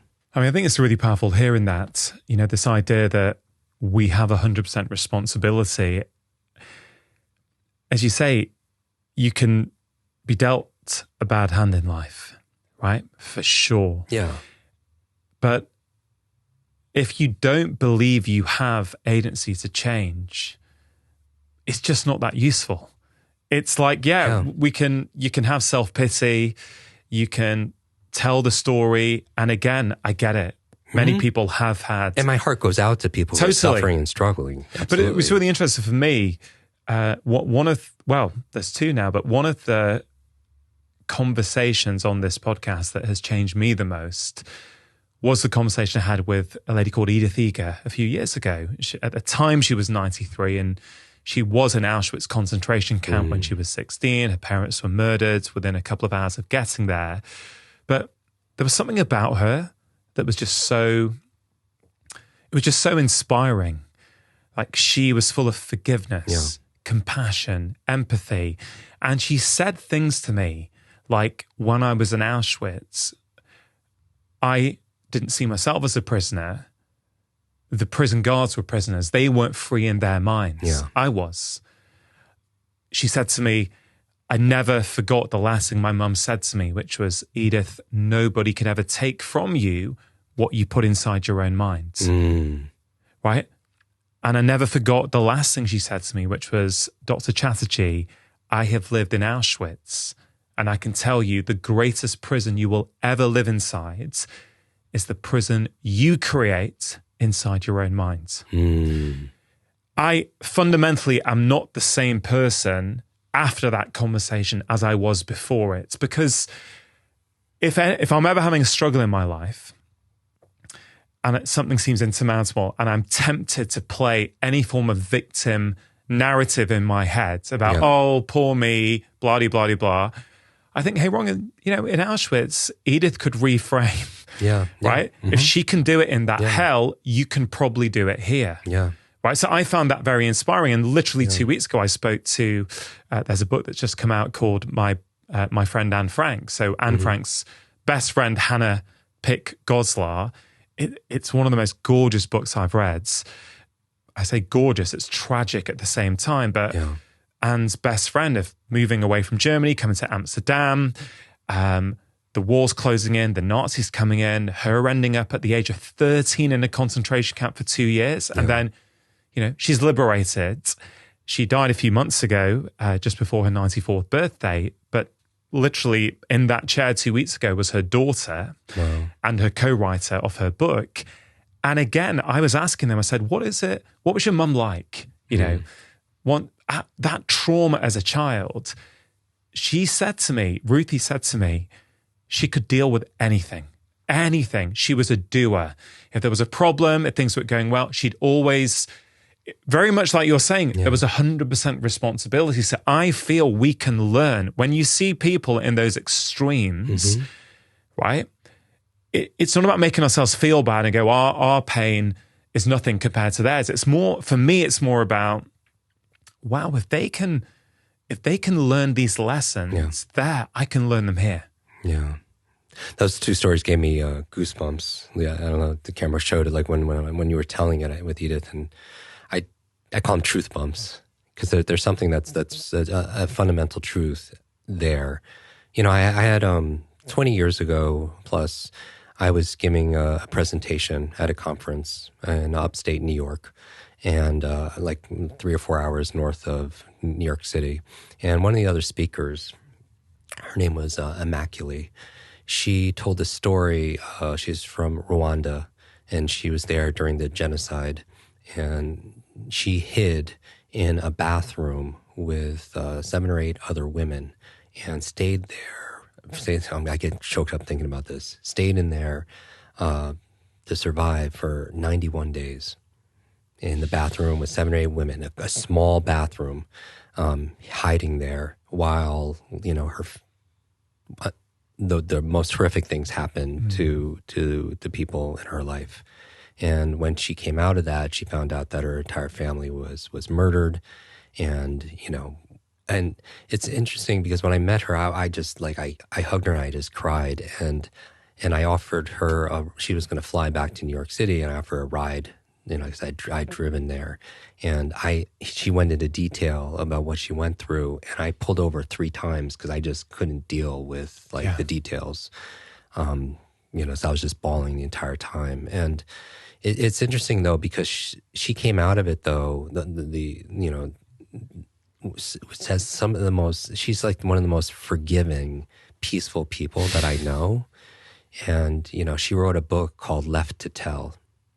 And it's her story going through, you know, and it's all, and all the great stories, you know, that when we talk about the hero's journey, it's going from limited to limitless, right? Going from, you know, like somewhere where people are stuck or they're trapped into a point where there's some kind of change inside, and they're liberated and they get a level of freedom, right? And I feel like it's so profound, and I use that also as a lesson when I see people, you know, going through situations and they come through it, and they're authentically, genuinely, you know, better off than a lot of people who haven't gone through a fraction of what they've gone through. And I do believe that, again, that with struggles comes strength. We hear a lot about post-traumatic stress, and I'm not minimizing that at all. That's a very real thing. You know, I get a lot of people coming to us that want to learn how to read faster, but their nervous system is really locked up, you know, and they're trapped in their survivor brain, and it's holding them hostage of their creative, executive functioning and everything. And there's also something that I'm just going to shine a spotlight to whoever's, you know, this might be useful for. We hear a lot about post-traumatic stress. We don't hear a lot about post-traumatic growth. You know, this phenomenon where people have gone through adversity that they wouldn't wish upon anybody, right? But they also authentically wouldn't change what they went through because there was some kind of gift through there. They found a mission, they found a strength, they found a character trait, you know, they found something, a purpose going through it. You know, for me, my challenge was learning every single day, not feeling good enough every single day, being bullied for my, you know, for being different, and having this kind of quote unquote disability, you know, and life has a sense of humor. And because of it, my superpower was shrinking. Like I would sit behind the tall kid because I never had the answer, right? I would get sick if I had to give a book report, right? I would avoid the spotlight because I didn't want to be seen. I didn't want to be heard. Why'd you call that your superpower? Because I was really good at avoiding getting attention, meaning that, you know, when they passed around the book to you to read out loud, you know, I when it got to me, I wouldn't understand any of those words. I would pass it on. And that was so painful for me. I never wanted to feel that spotlight. I think a lot of public speaking, the fear of public speaking came from those reading circles because nobody's good at reading the first time. And that's what we learned. And so fear is learned outside of, you know, a couple innate, fear-based things in our nervous system as human beings. But a lot of that fear is learned. And I talk about it in the book about the lies you mentioned that we tell ourselves. Lie, for me, everything's an acronym. It stands for limited idea entertained. It's not true that you're not enough. It's just a limited idea we're entertaining at that time, right? Mm-hmm. And going back to the beliefs, I like to choose beliefs that are useful to me, because I ask, is this useful or not useful? Because the truth is, again, all the excuses we make for our lives, it could be absolutely accurate and nothing changes, because excuses are, in effect, useless. When we complain about something and we put it outside of ourselves, nothing is different. We waste a lot of time. We waste a lot of energy. We waste a lot of focus, even by doing that. And we honestly, okay, I'm like, the coaching part of me is coming out. We can't be upset by the results we didn't get from the work we didn't do. And so many of us have to do more of that deep work, in certain areas. And so, even online, I'll give you a fifth one, just having this conversation with you, for the fifth horseman. Not only is digital deluge and digital distraction and the other one was digital dementia, and digital deduction. There's digital depression, right? People are, not feeling enough, and they're going through and comparing themselves to the highlight reel of everything. And I just want to remind everybody on social media that the grass is greener where we water it. And sometimes the grass is greener on social media because the filter the person is using, right? And there's a whole lot of artificial turf, in social media land also as well. So if we compare ourselves to other people, we're always going to be green with envy, and then that's a challenge, because we feel less than, right? Yeah. In comparison. And so I just want to bring to light, these are challenges, and it's, we know that mental health, challenges is a real, loneliness, depression, there's an algorithm when it comes to media and social media. It's kind of like there's an algorithm to our mind. Like, the algorithm is whatever you engage with, you get more of. You watch all the cat videos and share them and everything, comment, your newsfeed is going to be full of cats, right?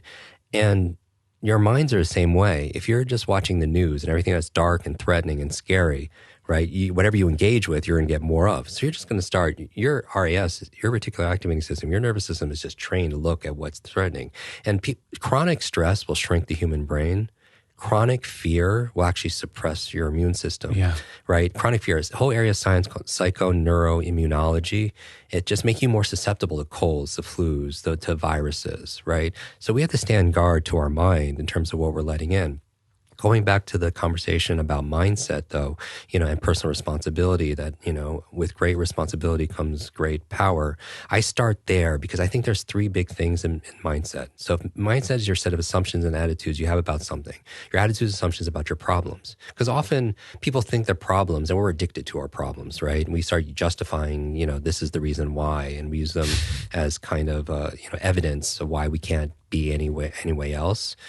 And so if we start focusing on the problem, I had Quincy Jones in our audience. We do an annual Brain Power conference. The music producer. Yeah. He did Michael Jackson. All that. Yeah, amazing. We Are the World. And he was in the audience. I was like, okay, I have to invite him on stage. So you didn't know, you were just doing an event and you saw him? Yeah, he was there. I mean, we're longtime friends, and, we collaborate on some stuff, and he was there as a guest, but I pulled him on stage, and we started going this conversation. This was in, quite a few years ago. And I was like, okay, I want to, and he could speak all these languages, and part of it is, you were talking about music and languages and everything. But then I was like, okay, everybody knows your successes, right? You listed some of them. I want to know, tell me about your problems. Tell me about your struggles. What are some of the things that you went through and are currently going through? And he looked at me. He said, Jim, I don't have any problems. I'm like, you're 80 something years old. We all have problems. He was like, no, I don't have any problems. I have puzzles. And I was like, wow, that's a mindset. Right? That is a mindset. A puzzle, think about, problem is just ew, I don't want to deal with that. But a puzzle is like a game. There's a solution, to it. It's like a riddle and something that you can have fun with. And I was like, wow, that's that's part of his mindset. The set of assumptions and attitudes about problems. Right? Well, I don't have problems. I have puzzles. And so that's a small example of this shift. Do you know if he has always had that, or is this something he has cultivated intentionally throughout his life? Like, maybe the younger Quincy used to have disempowering sort of Yeah. narratives and problems. And he figured out after a while, hey, if I keep repeating that, that's Yeah. who I become. Whereas if I call these things puzzles, Yeah. it totally changes everything. My downstream thoughts about that puzzle are completely different than my downstream thoughts when I call it a problem. Yeah, I don't know the specific incident. You know, he didn't know either in terms of when that happened. You know, but it's definitely one of those lead dominoes, right? Yeah. Because that informs so much downstream. You know, as you mentioned, and he has this way of he says you have to go to know. You know, one of the reasons why he thinks it's important to travel, even in your own country or in your different neighborhoods, is because you get to experience. You know, there's different words, there's different foods, there's different language and different music, and it changes your perspective.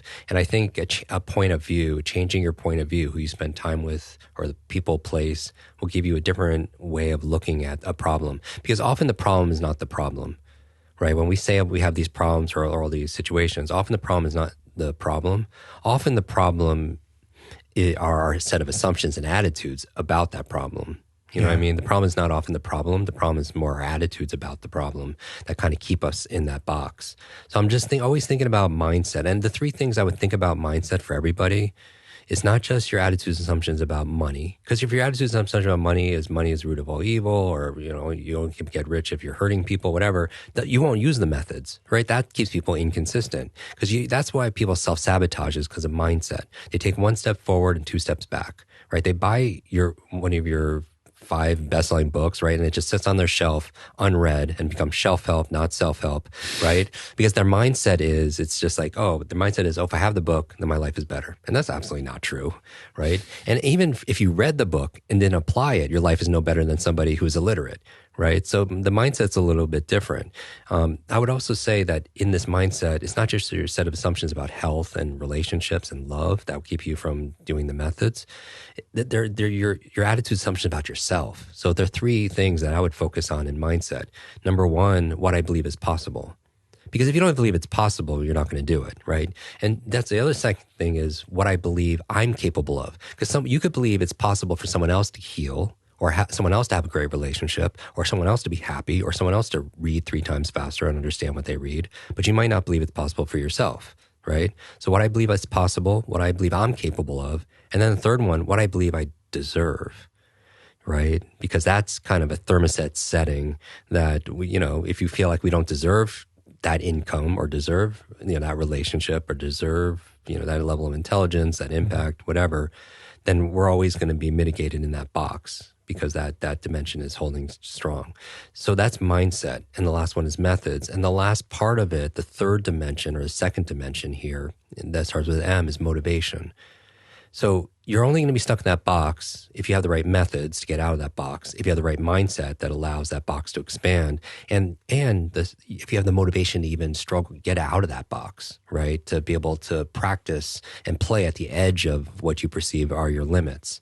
And I believe that motivation is a very straightforward thing for me. In order to motivate yourself or to motivate someone else, your kids, your team, right? Or someone to buy your product, or someone to invest. There are 3 factors. The formula is 3 parts to get limitless motivation. And limitless motivation is just P, the letter P times E times S3. P times E times S3. So really, let's use an example. Let's say, you listen to one of our podcasts and you hear all these experts talk about exercising, and it's good for your brain, right? As your body moves, your brain grooves. You get brain-derived neurotropic factors, but you're not exercising. You're not moving daily, right? Because maybe you have a limitless mindset, but you're not. Because the first part is P, is purpose. A lot of people, they think purpose is something cognitive. I'm pointing to my head, but really I think it's more the heart. It's a feeling. It's something that you feel. You feel purpose. And if you don't have a reason, you won't get the result. Even when people forget people's names, right? Mm-hmm. So if I ask an audience of 1,000 people, I say, who has trouble remembering names? 95%, 99% of people raise their hand, right? If they're honest. And then I said, okay, what if we gave you a suitcase full of millions of wealth, right? Currency. If you just remember the name of the next stranger you meet outside, who's going to remember that name? Now, And then those same people raise their hand, right? And then so as a coach, I'm saying, okay, how did you all become memory experts all of a sudden, right? You just said you couldn't do this and now you can do this. So I'm calling you on your BS, your belief systems, right? It's not true that you can't remember names.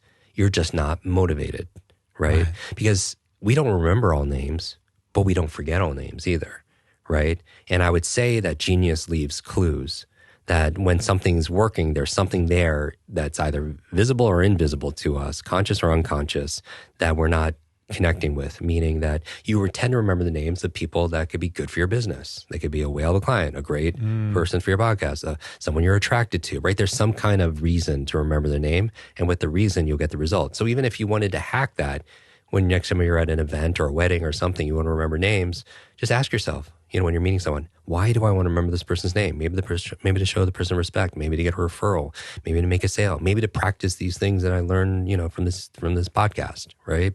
And if you can't come up with the reason, you won't get the reward, right? So that's the power of purpose. Meaning, so some of the time people will come to you, and because obviously people come to you, they want to read faster, they want to remember things. They want to remember names. A speech, right? A facts, figures, form. They're in medical school. But you're saying, anatomy. Are people trying to jump the gun? Are they trying to get to just the method? Jim, give me the method, give me the hack. Tell me how to learn. But you're like, no, back up a minute. Let's go upstream. What's your reason? Yeah. Without the reason, forget it. And that's the thing, because I truly, and I've got goosebumps if you zoom in here, and they're truth bumps, because I get so passionate about this. I feel like if you're listeners, I don't know who I'm talking to right now, but I expect that you listening to this right now, you probably have forgotten more about health and personal growth and self-actualization and anything that you've heard on this podcast, more than most people will learn. More than most of your family and friends have learned. You're like, you're probably, your friends are probably asking you, why are you listening to another podcast, watching another YouTube, right? And it's hard to change people. Like, just think about how hard it is to change ourselves, right? And I would say also, how much are you putting that into play? Because common sense is not common practice, right? My book, Limitless, when I was first submitting it to my publisher, it was all methodology. And then before I hit send on, in the email, I was like, will 100% of the people who read this book get the results they're hoping for? And I was like, there's just no way. Because a lot of people know what to do, but they don't do what they know. So what's missing? Mindset and motivation. Yeah. Right. So that's why I spend most of the time. Because honestly, a lot of the techniques, 95%, we have courses and everything else, a whole academy, students in 195 nations that go through this and speed read and improve their memory and focus and everything. But 95% of what we publish is free. YouTube is free, podcast is free, and people could, but the things to do is always there, right? But do you have the mentality to do it, and do you have the motivation? So the first thing is purpose. And I'll give you a hard illustration that I had recently. I was going out and about, and I saw someone I thought I recognized. You ever see that? You're like, do I know that person? And I was like, they called me by name. I was like, oh, that's the person. But I didn't recognize them. It's not that I don't have a great memory. They look totally different. Because the backstory is this person was very, very unhealthy when I knew this person. I mean, extremely unhealthy, or very overweight and lethargic. And the friends, we were just, he's not a close friend, but we would just kind of coach him, just like, why don't you stop smoking that and doing this and drinking that and trying this, And he would just know. He would take pride in being unhealthy, right? And I see him years later, and I don't even recognize him. He looks younger, and he's fit, and he's got this kind of glow. And I was like, I need to know, because Genius Leaves Clues, like, what happened? He starts telling me all the things he's doing. And I was like, there's a lot of stuff we talk about on our podcast. And I'm like, well, yeah, we've been telling you about that for years. Yeah. He was like, yeah, but, he's like, a little while ago, I was off on a business trip, killing myself. I came back, and my daughter was crying hysterically, and had a nightmare that I had died, and she was broken, and she was just like clinging on him, and that was purpose for him, and because of that, he had a reason and he got a result. So I'm just saying, the P times E times S3, you start with purpose, because if you don't have a purpose in reading that book, you're not going to remember what you read in that book, right? And most people just read a page in a book, get to the end, just forgot what they just read because they didn't have purpose, right? And so I would say start with purpose and start with learning states, and these states of curiosity and anticipation and focus. These are things you don't have. These are things that you could do and create, but always start with a reason. The second thing, though, is someone could have unlimited, limitless purpose to work out or to read or or to start a business or finally talk to that person they've been wanting to date and still not do it. Because the E is you need energy, right? Motivation. Somebody who is exhausted is not going to be very motivated to work out or to study that day or to make those calls they need to make, right? And so if you had a big process, let's say we're going back to working out or reading. If people have seen pictures of me with Elon or Oprah or whoever, people always ask how we connected.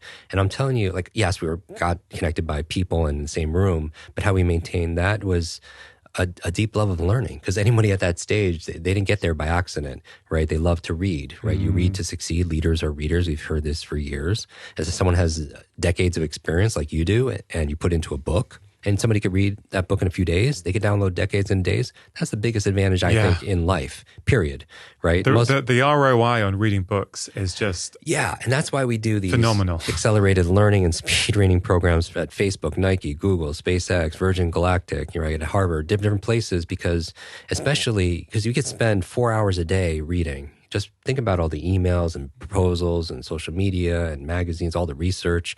If you could just double your reading speed, cut that in half, save 2 hours a day, 2 hours a day over the course of a year, that's massive. Even if you save 1 hour a day over the course of a year, that's 365 hours. How many 40-hour work weeks is that? About 9.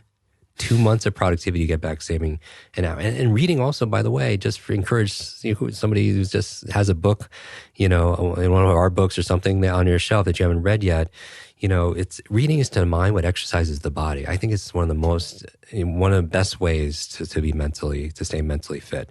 But let's say you're not reading each day. Like you committed to reading 30 minutes a day and you're not doing it. If you ate a big processed meal, maybe that's why, because you're in a food coma. Right? Or so the energy, you're saying, so you've got the purpose, you've got the desire, you've got the motivation, but because of maybe your lifestyle behaviors, you've got no energy to kind of act on that purpose. Right. You have a purpose to drive somewhere, but you don't have the gas, the fuel to get you from here to there because you're in a food coma. Maybe you have a newborn child and you haven't slept in 3 days. You're not being very motivated to go to the gym that day. So I would just say, a lot of what you and I talk about in our books and podcasts is how to get energy, how to manage stress, because stress depletes a lot of energy, how to create a positive peer group, because energy vampires could steal. I think some people are batteries included. They're born with it, but some people are batteries not included, and they're just stealing everybody else's energy, right? Or the foods. You're eating a lot of processed foods and high levels of sugars and not the best brain foods. And sleep. Can we talk about, like sleep? So if you're not getting that, then you're not going to be, an exhausted person is not going to be motivated, right? Yeah. And so exhaustion will make a coward out of anybody. We're not going to boldly go and do what we need to do. And then finally, you could have limitless purpose to do whatever you're trying to achieve to get out of that box, the money, the relationship, whatever. You could have an unlimited amount of energy and still not be motivated because you need S3, small, simple steps. It's been my experience that sometimes when people set goals, I want to make the next unicorn. I want to find my romantic partner, live happily ever after, my soulmate. I want to make $1 million, whatever it is. I want to have the six-pack out. It's way too big for somebody who hasn't been close to that. And how do you break that down into a small, simple step? Meaning, maybe working out, you haven't done it, and it's been on your to-do list, and you're not doing it. That's too big. A small, simple step, put on your running shoes, right? If you can't get your kids to floss their teeth, get them to floss one tooth, right? Because little by little, nobody's going to stop at one tooth. Get them to put one sock when they're cleaning their room into the hamper, right? Or if you're not reading, get, maybe 45 minutes of reading. By the way, it takes about 45 minutes for the average reader to read one book a week. The average person only reads, 2 books a year? And there's a reason why Warren Buffett reads 500 pages a day. There's a reason why people love, who are very successful read to shortcut, the success achievement process, but maybe if you're not doing that, 45 minutes a day is what it takes. Someone reading, so the average book has about 64,000 words. The average person reads about 200 words a minute. If you divide those numbers, 320 minutes to get through a book, divided by 7 days in a week, 45 minutes a day, 20 minutes, 25 minutes, just break it down to reading periods. And, it's a little bit of work, but That's the thing is, and I know we subscribe. Like, you know what, being sick is hard, and eating right and exercising is hard. We choose our hard. Being broke is hard, and working and studying and implementing things is hard, and we choose our hard every day because we have that choice. And so when I'm going back to small, simple steps, maybe reading is too hard. Opening up a book is not hard. Reading one line is not hard. Right. So I think that how I get my small, simple step is I ask myself this key question. And I would invite everyone to write this down. What is the tiniest action that I could take right now that will give me progress towards this goal where I can't fail? What is the tiniest action I could take right now that will give me some progress towards this goal where I can't fail? And so then you'll get your little, BJ Fogg talks about tiny habits, right? And so you get your small, simple step because little by little, a little becomes a whole lot. And that's really so when I'm working and coaching somebody, or I want to be able to get them to do something that's going to be empowering, I want to say, is this their mindset? Do they not believe it's possible? Do they not believe they're capable of doing it? Do they believe they deserve it? Then you know where the intervention is, right? Or in motivation, do they not feel purpose? Do they know it intellectually, but they're not feeling the purpose? Do they not have enough energy, right? So they have to generate more energy. Maybe we have to check their stress or their sleep, or their diet. And maybe they're just confused because a confused mind won't do anything. Right. And so maybe we have to break it down into small, clear, simple steps. And then finally, the last M are your methods. And then those are the methodologies, right? On how to read faster, how to learn another language quicker, how to remember names, how to lose weight, right? All right. How to be able to sleep better, whatever the method, how to invest and how to do something with AI, whatever it happens to be.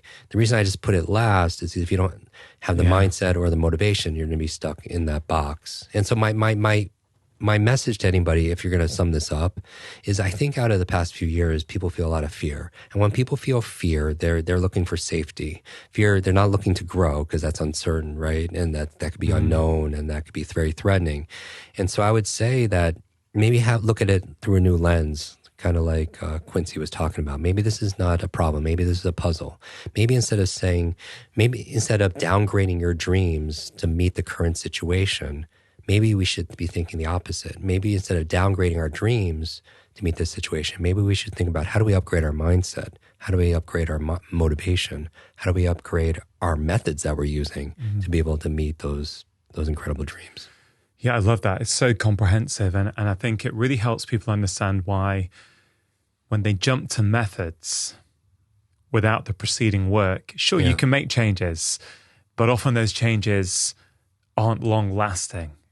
Do you know what I mean? You can do it. This is your classic January 2 or 3 week burst where you're doing the methods that you've learned about, but you haven't upgraded the mindset. You haven't upgraded your belief system. So I really, really like that approach. It's interesting hearing about your REMs. I have this kind of mnemonic for a morning routine that I've written about. I've made videos about that. The 3 M's of a morning routine for me are mindfulness, movement, and mindset. So I love it. Again, I'm not saying it's for everyone. We all got to find what works for us. But for me, I started with some form of mindfulness practice. Could be breathing, could be meditation, something like that. Some form of movement. I like to do a 5-minute kitchen strength workout while my coffee's brewing. It's a system I've got going. You stack those habits. Stack it very, very small. And then the third piece for me is mindset. So I always finish off reading something uplifting or thought-provoking every morning. That's kind of, I can do that in 15 minutes. If I have the luxury of 45 minutes, it can take 45 minutes, an hour, but it can also be compressed if I need to get those 3 M's in. But for me and for many of my patients, they found that that's a very helpful framework to think about starting their day. You mentioned reading, and I know you also, like me, talk about the importance of setting up your environment to make things easy. And so I've always got 3 or 4 uplifting books kicking around my kitchen or my living room. Why? Because A, I'm reading them. B, so in the morning, I don't then have to think, oh, well, what am I going to read today? Too much choice, procrastination. I just pick up one of the books that's there. And before you know it, you've read a chapter. So and again, I want to tie in what you just said to what we were saying at the start, which is the importance of the morning. Right? the importance of intentionally setting how your day is going to be. And, you know, you've shared some tools, I've shared some tools, like things that people can think about. Because here's the thing, if you don't, and I get it, some people say they're busy, they don't have time. But the problem is if you start the day reacting, consuming, watching the news, right? You're setting, your thermostat is set at a different temperature, right? You everything you experience that day is likely to be affected by that. You know, it's interesting. A few years ago, one of the things my wife stopped doing was watching anything negative, right? So at the time, I was watching House of Cards. I started watching it quite a few years ago now, and I thought, oh my God, this is amazing. I couldn't stop watching. And I said to my wife, I said, hey, Vid, come on, you got to watch this with me. And she said, I think she watched about 5 minutes of one of the episodes and says, that is way too dark for me these days. I am not watching that. And at the time I was a little frustrated because I was like, no, I want my wife to watch it with me. But actually, it was fantastic because she has made a conscious decision. And to some people, that's going to be extreme, right? But actually, I think a lot of the things that we regard as extreme these days are necessary because of the world in which we're living, right? If you allow negativity in, don't be surprised when you have anxious thoughts. Don't be surprised when you're up at night thinking about the worst things that could happen in life, right? So again, we've all got to do what's right for us, but she made an intentional choice and she stuck with it. She won't watch dark films. She's not interested. She's like, it may be great, the reviews may be fantastic, but I don't want to have that kind of energy state in my mind anymore. You're a brain coach. What would you say to that? I mean, it's similar to when people feed their body, right? They could feed themselves some gluten or whatever, and some people are more sensitive to certain things. And I see that no different than you feeding your body certain foods that might be a little bit, some people could enjoy in the moment and everything. And there be maybe some long-term consequence, but they are willing to accept that. And other people a little bit more sensitive and just saying like, I can't really do this right now, you know, with mine. And so as you feed your body, you could also you're also feeding your mind. And food is information, certainly. Yeah. And Netflix is information also as well. And again, it's just I personally don't judge what people do. No, and I know you don't either. And it's just, but I do say that if people do that and then complain about something that's coming from that behavior, then I get a little bit like people getting personally responsible. If you enjoyed that conversation, I think you are really going to enjoy this one, all about the simple morning habit that you can use to transform your life. So many people get stopped by procrastination. You know what you need to do. The issue is, how do you make yourself take actions